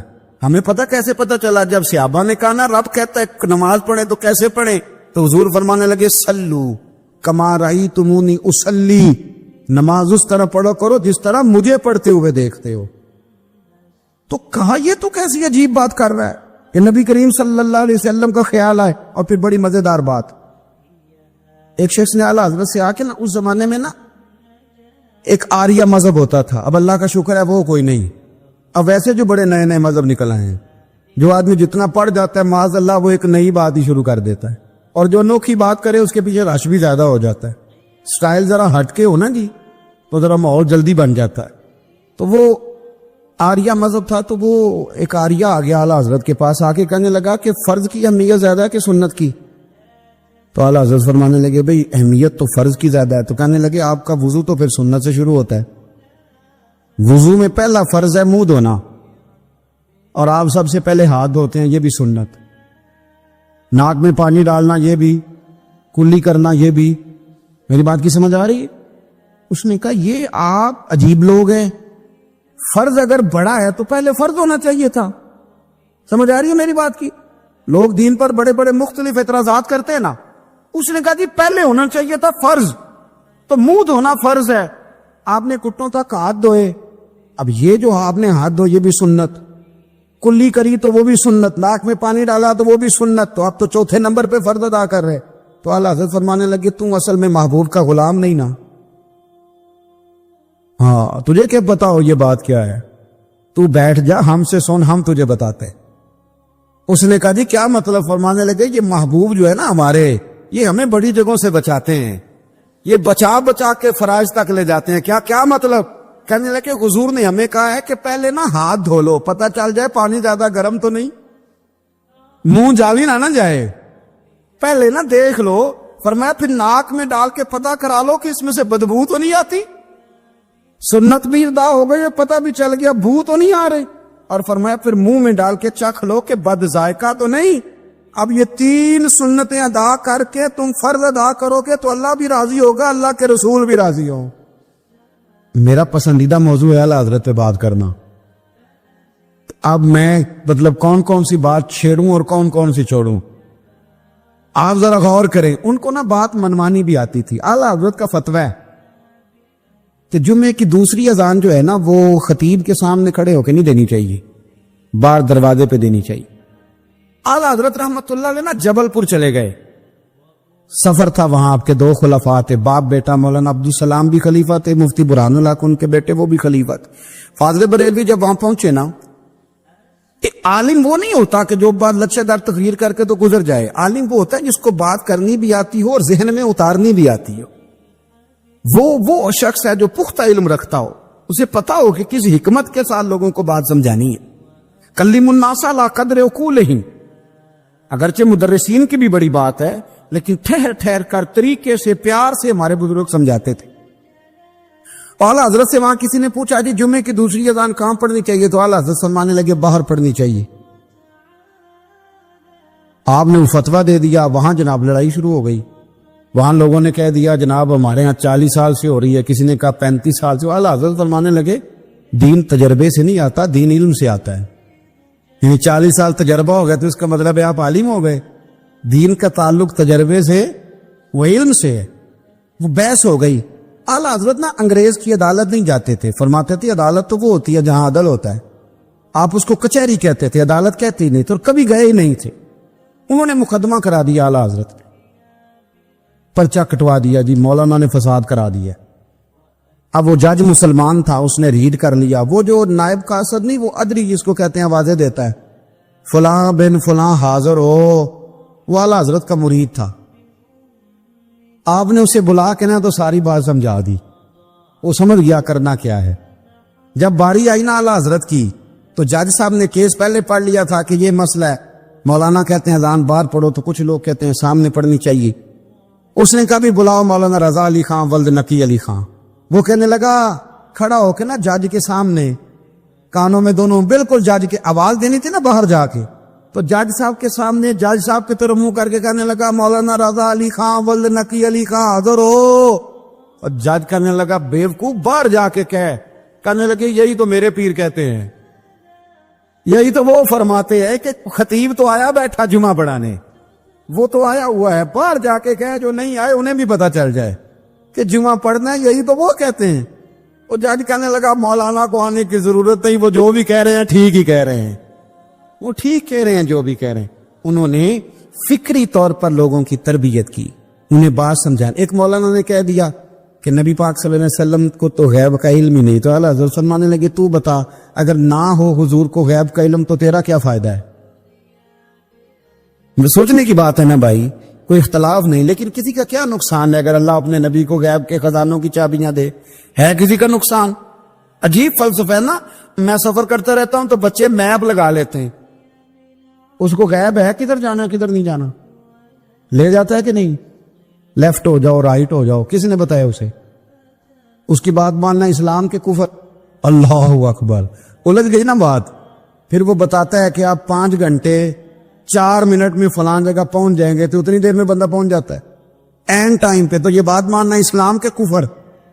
لیکن مجھے افسوس اس بات کا ہے کہ ڈاکٹر کا الٹرا ساؤنڈ ماننے والے, میپ کی باتیں ماننے والے, کل اتنے بجے بارش ہو جائے گی یہ ماننے والے, اگر کہا جائے کہ رسول پاک نے یہ غیب کی خبر دی ہے تو لوگ اڑ جاتے ہیں. اعلیٰ حضرت فرماتے ہیں یوں نہ کرو جسے کوئی سائنسدان پڑھائے, اگر وہ بہت ساری باتیں بتا سکتا ہے تو جسے رب رحمان پڑھائے. رحمان علم القرآن خلق الانسان. میں تم بات ہی نہیں مانتے. فاضل بریلوی نے الدولت المکیہ پوری کتاب لکھی ہے, اور فرماتے ہیں اللہ نے سب سے زیادہ غیب کی خزانوں کی چابیاں اپنے نبی کو عطا فرمائی ہے. تو آپ نے ہر محاذ پر حضور کی شانیں بیان فرمائی, نبی پاک کی عظمتوں کے تذکرے کی. آپ نے فرمایا کہ اولیاء اللہ صوفیہ بزرگ ان پر تنقید نہ کرو.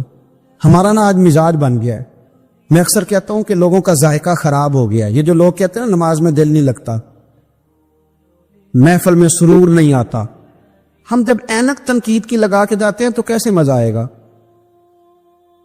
جب ہم سامنے والے کو اچھا ہی نہیں سمجھ رہے. سب سے اچھے ہم خود ہیں. میں اکثر کہا کرتا ہوں کہ جب تک ہم تھوڑا سا نیچے بیٹھ کے اوپر نہیں نہ دیکھتے, بندے ہمیں بڑے نظر نہیں آئیں گے, چھوٹے چھوٹے نظر آئیں گے. ہم ہمیشہ اوپر کھڑے ہو کے نیچے دیکھتے.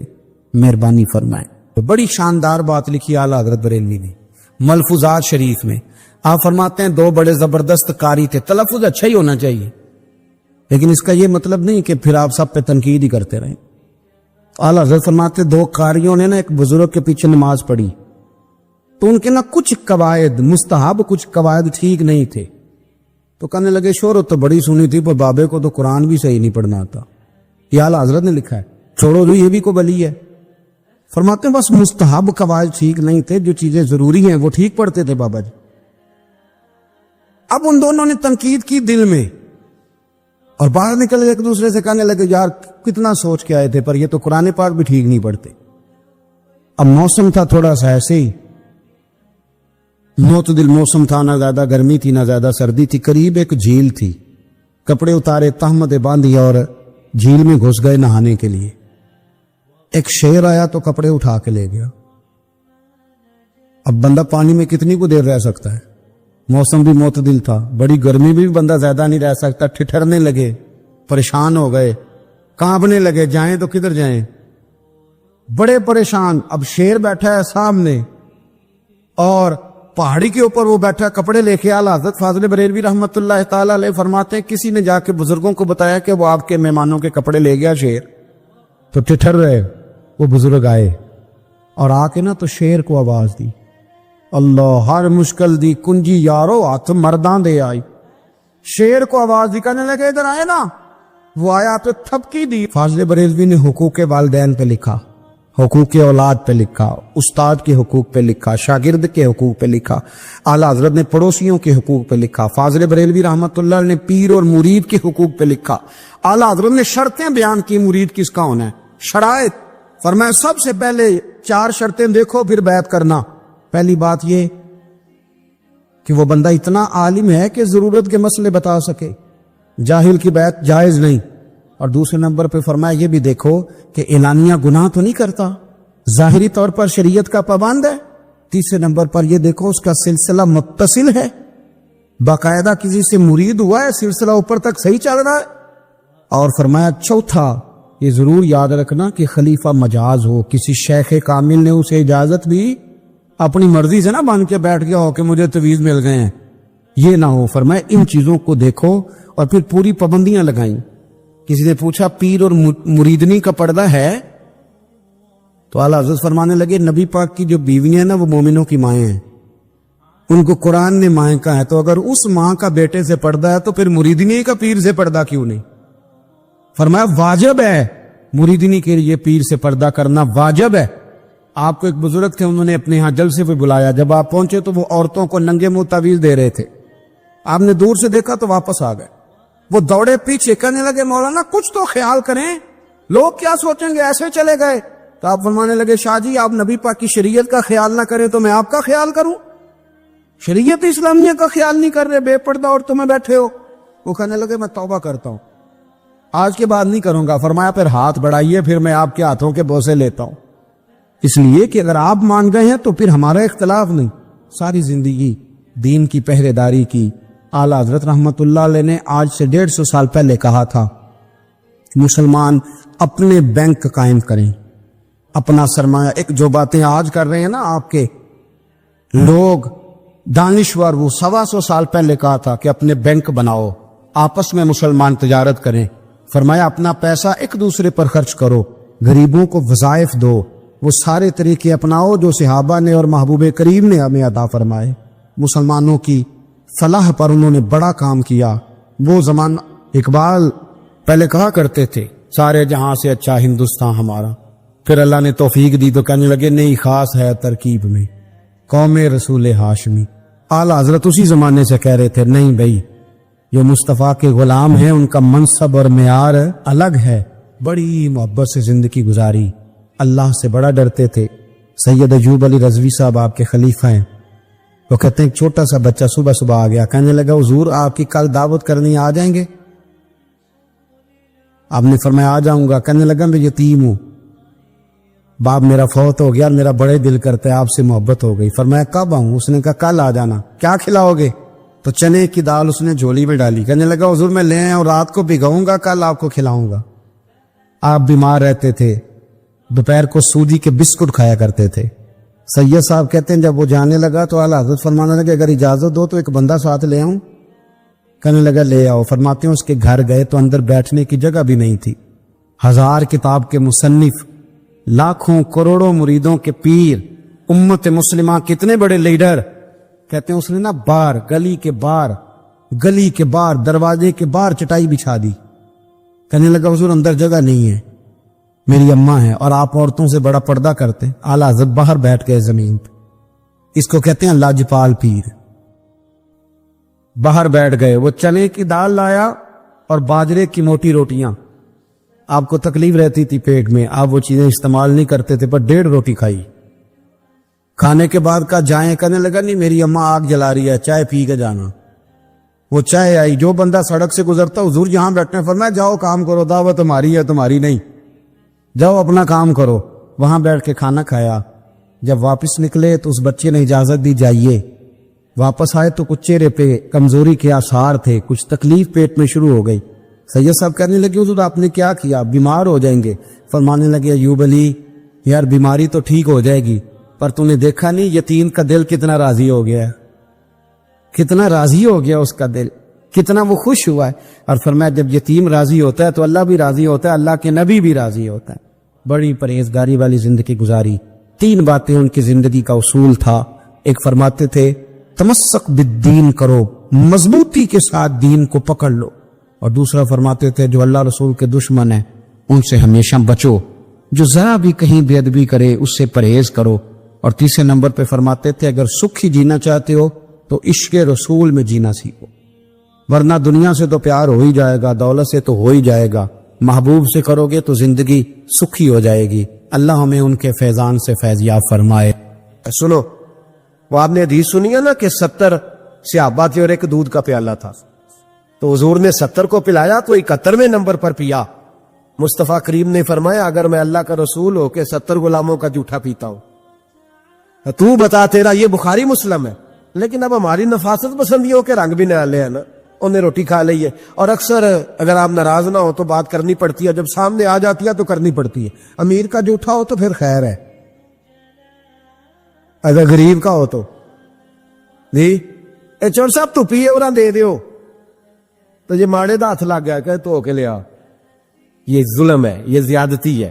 اس کا مطلب ہے نفاستیں بھی ہم دولتوں سے آئیں گی, دولت سے آئے گی معاذ اللہ. سن بہرحال عنوان نہیں, حضرت جابر بن عبداللہ رضی اللہ تعالی عنہ, بخاری مسلم ہے, کہتے جب خندق کی جنگ ہو رہی تھی نا, غربت بڑی تھی, قحط بڑا تھا, صحابہ پریشان تھے, 2-2 3-3 پتھر پیٹ پہ باندھے ہوئے. میں حضور کو دیکھ کے گھر آیا تو زوجہ سے کہا بھلی مانس کچھ ہے کھانے کی؟ کہنے لگی تھوڑے سے جوں ہے. تو میں نے کہا پیسو گی تو کتنی روٹیاں بنے گی؟ کہنے لگی 2-3. 4 بن جائیں گی. کہنے لگے سالن. تو زوجہ کہنے لگی اگر وہ بکری کا بچہ ذبح کرو تو 3-4 بندوں کا سالن بھی بن جائے گا. کہتے میں نے اسے ذبح کیا, بیوی سے کہا تو جاؤ پیس. کہتے میں نبی کریم کی بارگاہ میں حاضر ہوا صلی اللہ علیہ وسلم, حضور کی خدمت میں. زوجہ کہنے لگی کان میں کہنا حضور کے سارے نہ آئے, جس طرح لیڈروں کے کھانے اندر ہوتے ہیں علیحدہ, اور جو نعرے لگا رہے ہوتے ہیں نا سویر سے انہیں ڈبہ ملتا ہے, لیکن وہ پھر بھی نعرے لگاتے ہی رہتے ہیں. مجھ پہ الزام لگنے لگا ہے کہ آپ سیاست دانوں کو ہر جمعے میں رگڑا دیتے ہیں, تو میں کہنا ان صحیح کر چھوڑو, پھر اسی مڑ جانے اتنوا کو سیاڑے ہو جائیں. یہ سیاڑے نہیں ہو رہے تو ہمیں بات کرنے کی بھی اجازت نہیں. شعر کہہ دیتا ہوں کہ ہم آہ بھی کرتے ہیں تو ہو جاتے ہیں بدنام, وہ قتل بھی کر دے تو چرچا نہیں ہوتا. انہوں نے کدی پوچھا جی سانو آخیا جی چپ رہو. لیکن بھائی یہ اس ممبر کا تقاضا ہے, میرے امام اعظم کا فتویٰ ہے, جو عالمی حالات سے باخبر نہ ہو وہ جمعے کا خطبہ نہ دے. وہ جو رٹی رٹائی باتیں ہم سے نہیں ہوتی, اس لیے کہ جلال بادشاہی ہو یا جمہوری تماشا ہو, جدا ہو دین سیاست سے تو رہ جاتی ہے چنگیزی. حق بات انشاءاللہ ہو رہی ہے اور ہوتی رہے گی. وہ بات صاف ستھری ہے. اگر کوئی بات ایسی ہوگی تو وہ بات اگر غوث پاک اپنے خطبہ جمعہ کے اندر کہہ سکتے ہیں کہ میں ظالموں کو حکمران نہیں بننے دوں گا, تو ہم تو ان کے نوکر ہیں نا, پھر ہم قادری کیسے ہوئے اگر غوث پاک کے طریقے پہ عمل ہی نہ کریں تو. اس لیے مہربانی کرے ہمیں کوئی شخص ایسا مشورہ نہ دے, بلکہ کئی دفعہ ظلم ہوتا ہے جب کوئی مشورہ دیتا ہے تو اور تیز انہوں دل کرتا ہے. اس لیے مہربانی کریں ایسی کوئی مشاورت نہ کرے. بالکل جو غلط بات کرے گا اس پہ ہم بولیں گے, اور آہستہ آہستہ نہیں کھل کھلا کے بولیں گے, بالکل بولیں گے. اس لیے کہ اللہ نے زبان دی ہے, وہ کسی وڈیرے کے قدموں میں بیٹھنے کے لیے نہیں دی, وہ رسول اللہ کے ترانے پڑھنے کے لیے دی ہے. ترانے پڑھنے, اگر حضرت بلال رسیوں میں بند ہو کے اور ابو لہب اور عتبہ اتیبہ اور عبداللہ بن جداد اور امیہ بن خلف جیسے لوگوں کے بیچ کھڑے ہو کے کہہ سکتے ہیں نہیں بات جو سچی ہے وہ کی جائے گی, تو ہم ممبر رسول پہ بیٹھ کے نہیں کہہ سکتے اپنے بھی خفا مجھ سے ہے بیگانے بھی ناخوش, میں زہر حلال کو کبھی کہہ نہ سکا کن, میں کہتا ہوں وہی بات سمجھتا ہوں جسے حق نے ابلائے مسجد ہوں، میں توحید کا فرزند. اس لیے کوئی شخص اس نہ سمجھے. ہاں یہ بات علیحدہ ہے کہ ہمارا سیاسی ایجنڈا کوئی نہیں، ہمارا ایجنڈا رسول اللہ کی نوکری ہے صلی اللہ علیہ. سیاسی ایجنڈا کوئی نہیں. اللہ کے وجہ کی محبت تو سیاست کا چلن چھوڑ دیا. ہم اگر عشق نہ کرتے تو حکومت کرتے، وہ بات علیحدہ ہے. بہرحال عام دام برسر مطلب حضرت جابر ابن عبداللہ رضی اللہ تعالیٰ عنہ کہتے ہیں زوجہ نے کہا کان میں کھانا. میں نے کان میں جا کے کہا حضور 2-4 بندوں کی روٹی ہے، آ جائے کھانا کھا لے. وہ والا رنگ نہیں تھا نا کہ لیڈروں کا کھانا اور کارکنوں کا کھانا چلو اور گل کر لینے. پیران دی یخنی تے روٹیاں پہ ہو کے کہندے حضرت جی بیمار نے تے مرید لنگر کھانے دے شفا ہے. تے میں کہا تم ہی کھا مار، تینوں بھی شفا ہو جائے گی. تو اپنے لیے تے چوری پکائی اندر. یہ رنگ وہاں نہیں تھا. میرے نبی پاک سید عالم صلی اللہ تعالی علیہ وسلم کے کان میں کا حضور 4-5 بندوں کی روٹی ہے. حضور باہر نکلے خندق سے، باہر نکل کے فرمایا چلو بھئی سارے، جابر نے کھانا پکایا ہمارا. حضرت جابر کہتے میں نے دوڑ لگائی، گھر آ گیا اور میں نے کہا تجھے تیری مار ہوئے، حضور تو 1000 سے زیادہ بندہ لے کے آ رہے. تو کہتی تو نے کہا نہیں تھا نبی پاک سے 4-5 بندوں کا ہے. حضرت جابر کی زوجہ کا عقیدہ سنو. کہنے لگے میں نے تو کان میں کہا تھا، دوسرے نے سنا بھی نہیں، وہ تو حضور نے کہا سارے چلو.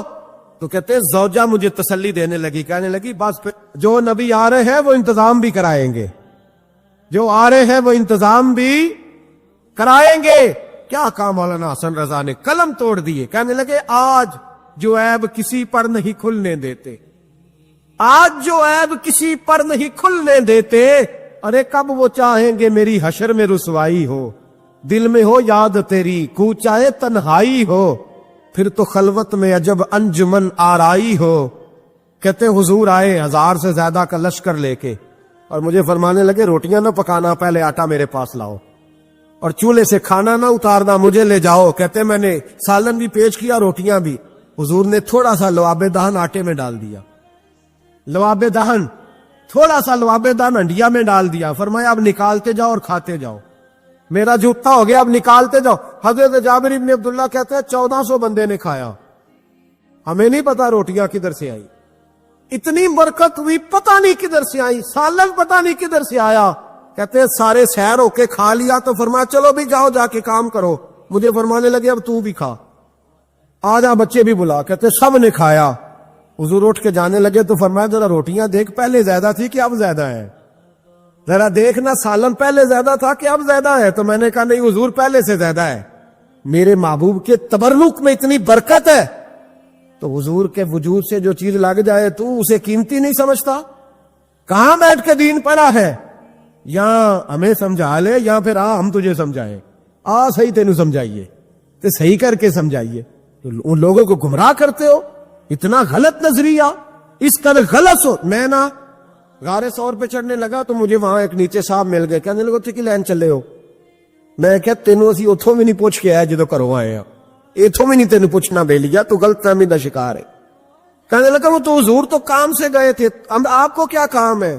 میں کہ اصل ٹائم نہیں تیرے نال گل کرن دا، اس واسطے کہ سانو تے غار سور پہ یاد آندی ہے. واپس آ گئے. عام آدمی تھا، خیر وہ کہیں سے آیا ہوا تھا، اردو بولتا تھا. تو میں ایک عمرہ کرنے کے لیے جارانہ سے واپس آیا تو طواف ہم کر رہے تھے، وہ بھی مجھے نظر آ گیا دوڑتا ہوا. میں انہوں باز مار لی. میں کیا حضرت حاضرہ تے پانیاں سے دوڑیا سن تے تو کا تو چھالا ماری پھردا ہے؟ او پیا ہی کولر تے جا پی آرام کر جا کے. کہندے نہیں انہاں دی ادا تے ادا کرنی ہے. تو میں کہ اگر تو حضرت حاجرہ دی ادا کرنی تے اسی حضرت ابو بکر صدیق دی ادا کرنی. عجیب آدمی ہے بھائی تو، عجیب بات ہے. لوگوں کا فلسفہ اپنا اپنا، اور پھر پکڑے ہم کہ اس بندے کو جو جواب نہ دے سکے. ایسا نہ کرو، یہ زیادتی ہے. امت کو اکٹھا کرو. اتفاق، یہ مجھ سے سوال کئی جمعے سے ہو رہا تھا. میں اصل میں نا ان موضوعات کو چھیڑتا نہیں، میری طبیعت اور ہے. لیکن کوئی بندہ یہ نہ سمجھے کہ ہمیں جواب نہیں آتا. یہ سوال اٹھا تھا، کوئی یہ نہ سمجھے کہ ہمیں جواب اللہ کے فضل سے، اللہ کے فضل سے. یہ قرآن مجید پڑھا ہے، یہ مسجد ہے، یہ جمعے کا دن ہے. ہم بات صرف وہ کرتے ہیں جس میں ضمیر اجازت دیتا ہے. اس لیے کہ سدا تو نہیں نہ رہنا، پتہ نہیں صبح اٹھ سو کے اٹھنا ہے کہ نہیں اٹھنا. تو کون کو گمراہ کر کے دین کے نام پہ جانا کدھر ہے. اس لیے بھائی خیال ہوتا ہے کہ تم لوگوں کو خراب نہ کرو. ہم تو چاہتے ہیں امت اکٹھی ہو جائے، لیکن یہ ظلم کرتے ہو جب چھیڑو گے کسی کو تو پھر تو اس کا حق بنتا ہے نا وہ بولے. پھر چھیڑا جاتا ہے. تھوڑے دن ہوئے حضرت حلیمہ سعدیہ کا سارا گھر گرا دیا, بلڈوزر چلا دیا. کہنے لگے یہاں لوگ آتے ہیں تو شرک ہوتا ہے. اور میں نے کہا جہاں اللہ کریم نے توحید پھیلانے کے لیے رسول کو بھیجا, 4 سال جہاں نبی پاک رہے, وہاں کیسے شرک ہو سکتا ہے؟ کس طرح کی تو بات کرتا ہے. بہرحال جہاں میرے نبی پاک بیٹھ جائیں وہ جگہ برکت والی ہو جاتی.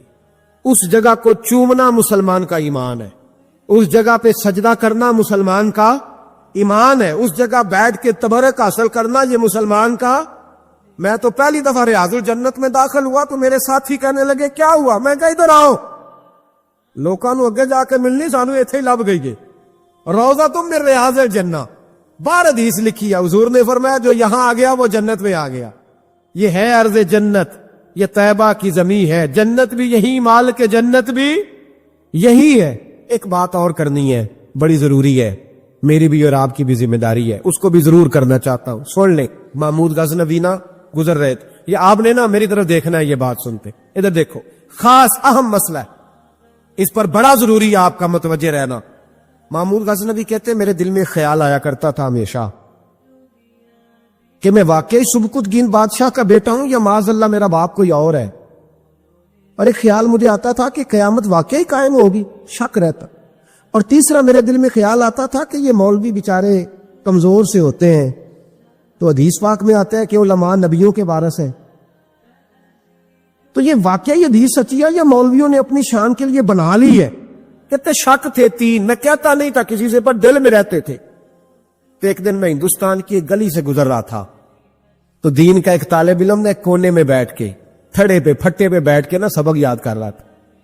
اسے جب سبق بھول جاتا نا, تو ایک ہندو کھتری کی دکان تھی, اس کے اندر چراغ جل رہا تھا اور ایک چھوٹا سا روشن دان تھا, اینٹ نکلی ہوئی تھی, وہاں سے نا ایک کرن باہر آ رہی تھی روشنی کی.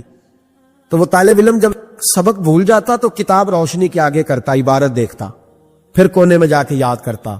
محمود کہتے مجھے بچے کا ذوق بڑا اچھا لگا, میں نے اسے بلایا, میں نے کہا بچے تم لالٹین کیوں نہیں خریدتے؟ تو کہنے لگا میں یتیم ہوں اور رسول اللہ کا دین پڑھنا میرا شوق ہے, مدرسے میں پڑھتا ہوں پر غربت ہے, لالٹین نہیں. کہتے میں نے اسے تھپکی بھی دی اور لالٹین بھی دی. میں نے اسے کہا 2 سپاہیوں کی ڈیوٹی لگائی, جب تیل ختم ہو جائے تم نے تیل پہنچانا ہے. محمود کہتے زندگی میں بڑی نیکیاں کی تھی پر اتنا سکون آج ملا پہلے کبھی نہیں ملا تھا. کہتے عشاء کی نماز پڑھی تو دل میرا ٹھنڈا ٹھنڈا ٹھار, پھولوں کی سیک پہ میں سویا. کہتے آج تو میرے نصیب ہی جاگ گئے, نصیب ہی جاگ گئے. کہتے سارا شہر ایسے جیسے پھولوں کی طرح مہک رہا ہے. کہتے میں کیا دیکھتا ہوں کہ خواب میں میرے رسول تشریف لے آئے. خواب میری وچ ماہی آیا تے میں گل وچ پا لئیاں باواں, تے ڈر دی ماری اکھ بھی نہ کھولاں کتے پھر وچھڑ نہ جاواں. اور کسی شخص نے کہا تھا چڑ ہویا مینوں ترلے لیندیاں, کدی موڑ میرے ول واگاں, خواب میری وچ ایک وار جے آویں میں ساری عمر نہ جاگاں. کہتے حضور آئے خواب میں, ایک جملہ حضور نے کہا, ایک جملہ نبی پاک صلی اللہ علیہ وسلم نے کہا ایک, اور میرے 3 سوالوں کے جواب دے دیے. ذرا دل کے کانوں سے سننا. کہتے محبوب فرمانے لگے او سبکتگین کے بیٹے, تو نے آج میرے ایک وارث کی خدمت کی ہے, میں قیامت کے دن تیری سفارش کروں گا. کہتے ہیں مجھے سمجھ آ گئی کہ میں سبکتگین کا بیٹا ہوں, مجھے سمجھ آ گئی کہ قیامت قائم ہوگی, مجھے سمجھ آ گئی کہ علماء نبیوں کے وارث ہیں. 101 حافظ شہید ہو گیا, 101 پھول جیسے بچے. اور جب اتحادی فوج کا, افغان اور امریکی فوج کا جب بم گرا نا, تو حافظوں کے ہاتھوں میں سندیں تھیں اور ان پر لکھا تھا کہ انہوں نے قرآن پورا پڑھ لیا ہے. ان کے ہاتھوں میں نا ان کے سروں سفید رنگ کی پگڑیاں تھیں. خبر یہ تھی کہ یہ آج رسول اللہ کے دین کے قرآن کے حافظ ہو گئے. نہ کسی نے کوئی ملی ترانہ پڑھا ہے, نہ بریکنگ نیوز رہی ہے. پشاور میں ایک سکول پہ حملہ ہوا تھا, وہ بھی پٹھانوں کے بچے تھے, یہ بھی پٹھانوں کے. فرق کیا ہے میں مدرسے کا طالب علم ہوں. مجھے آج بتائے سارا معاشرہ کہ اگر میتھمیٹک پڑھنے والے مدرسے پہ حملہ ہو تو ملی ترانے بنے اور میڈیا چیخے، فوج حرکت میں آئے، اور اگر قرآن پڑھنے والا 101 شہید ہو جائے تو کوئی پرواہ نہیں. میں نے پرسوں کہا تھا کسی کا ایک شعر، میں نے وہ کہا تھا، بھیج خدا عیسیٰ کو اب نازل کر دے مہندی کو، بھیج خدا عیسیٰ کو اب نازل کر دے مہندی کو. آ دیکھ دجال آزاد ہوئے اور پھولوں کے کیا حال ہوئے. کوئی نہیں بولا. 17 جنازے کشمیر کے ایک دن اٹھے ہیں. 17. امریکہ کا کتا بھی مر جائے تو اسلامی ملکوں کے وزیر اعظم پہنچ جاتے ہیں کہ وہ کہیں دہشت گردوں نے تو نہیں مار دیا. مجھے کوئی بتائے تو صحیح، کشمیری دہشت گرد ہے؟ افغانستان والے دہشت گرد ہیں؟ سب سے بڑا دہشت گرد وہ ہے اس نے قرآن پڑھنے والوں پہ حملہ کیا ہے. اور مجھے شکوہ ہے اپنے میڈیا سے بھی، مجھے شکوہ ہے ان سب اداروں سے جو اس کو ہم نے بڑا احتجاج کیا تھا، تڑپ کر بولے تھے ہم جب بچوں پہ حملہ ہوا. میری ریکارڈنگ آپ اٹھا کے دیکھیں، اتنی سخت تقریر شاید ہم نے کبھی نہ کی ہو. لیکن حافظ اگر کٹ جائیں تو کوئی پرواہ نہیں، حافظ اگر کٹ جائیں تو کوئی پرواہ نہیں. یہ بچے ہمارے پاس قرآن مجید یاد کرتے ہیں. ہم سے کوئی پوچھے ان کا درد کیا ہے، ہم سے کوئی پوچھے ان کی تکلیف کیا ہے. وہ حافظ جتنے 4 سال لگا کے ایک ٹانگ پہ بیٹھ کے پورا قرآن یاد کیا، ایک ٹانگ پہ، اور جس دن اس کا مکمل ہوا تم نے بمب سے اس کی بوٹیاں بکھیر دیں. امریکہ ٹوٹنے والا ہے، لیکن ہمیں اس کے ٹوٹنے سے زیادہ افسوس نہیں، ہمیں ان پہ زیادہ افسوس ہے جو ظالم اس کے اتحادی بنے ہوئے ہیں، جو مسلمان کہلا کے اس کے اتحادی بنے ہوئے ہیں. تم نے رسول اللہ کو منہ دکھانا ہے. یاد رکھنا یہ طالب علم میرے نبی کے دین کے وارث ہیں. حضور نے فرمایا 70 آدمی ساری رات کھڑے رہ کے عبادت کریں، ایک عالم عشاء پڑھ کے سوئے، فجر کے وقت اٹھے، پھر بھی اللہ رسول کی نظر میں عالم کی زیادہ قدر ہے. امریکہ کو خدشہ ہے علماء سے، وہ ڈرتا ہے رسول اللہ کا نام لینے والوں سے، لیکن ہم انہیں بتائیں گے. میں نے تہیہ کیا ہے، میں ایک چھوٹا آدمی ہوں، پر میں نے تہیہ کیا ذاتی طور پر کہ اگر ہم 40 بچوں کو قرآن مجید یاد کراتے تھے تو اب ہم 100 بچوں کو کرائیں گے. جو 100 کو کراتا تھا اب 200 کو کرائے گا انشاءاللہ تعالی. ان ایک بچوں کی شہادت کے عوض ہم سینکڑوں بچوں کو قرآن مجید یاد کرائیں گے اور تمہیں بتائیں گے یہ مصطفیٰ کا دین ہے. اسلام کی فطرت میں قدرت نے لچک دی ہے، اتنا ہی یہ ابھرے گا جتنا کہ دبا دو گے.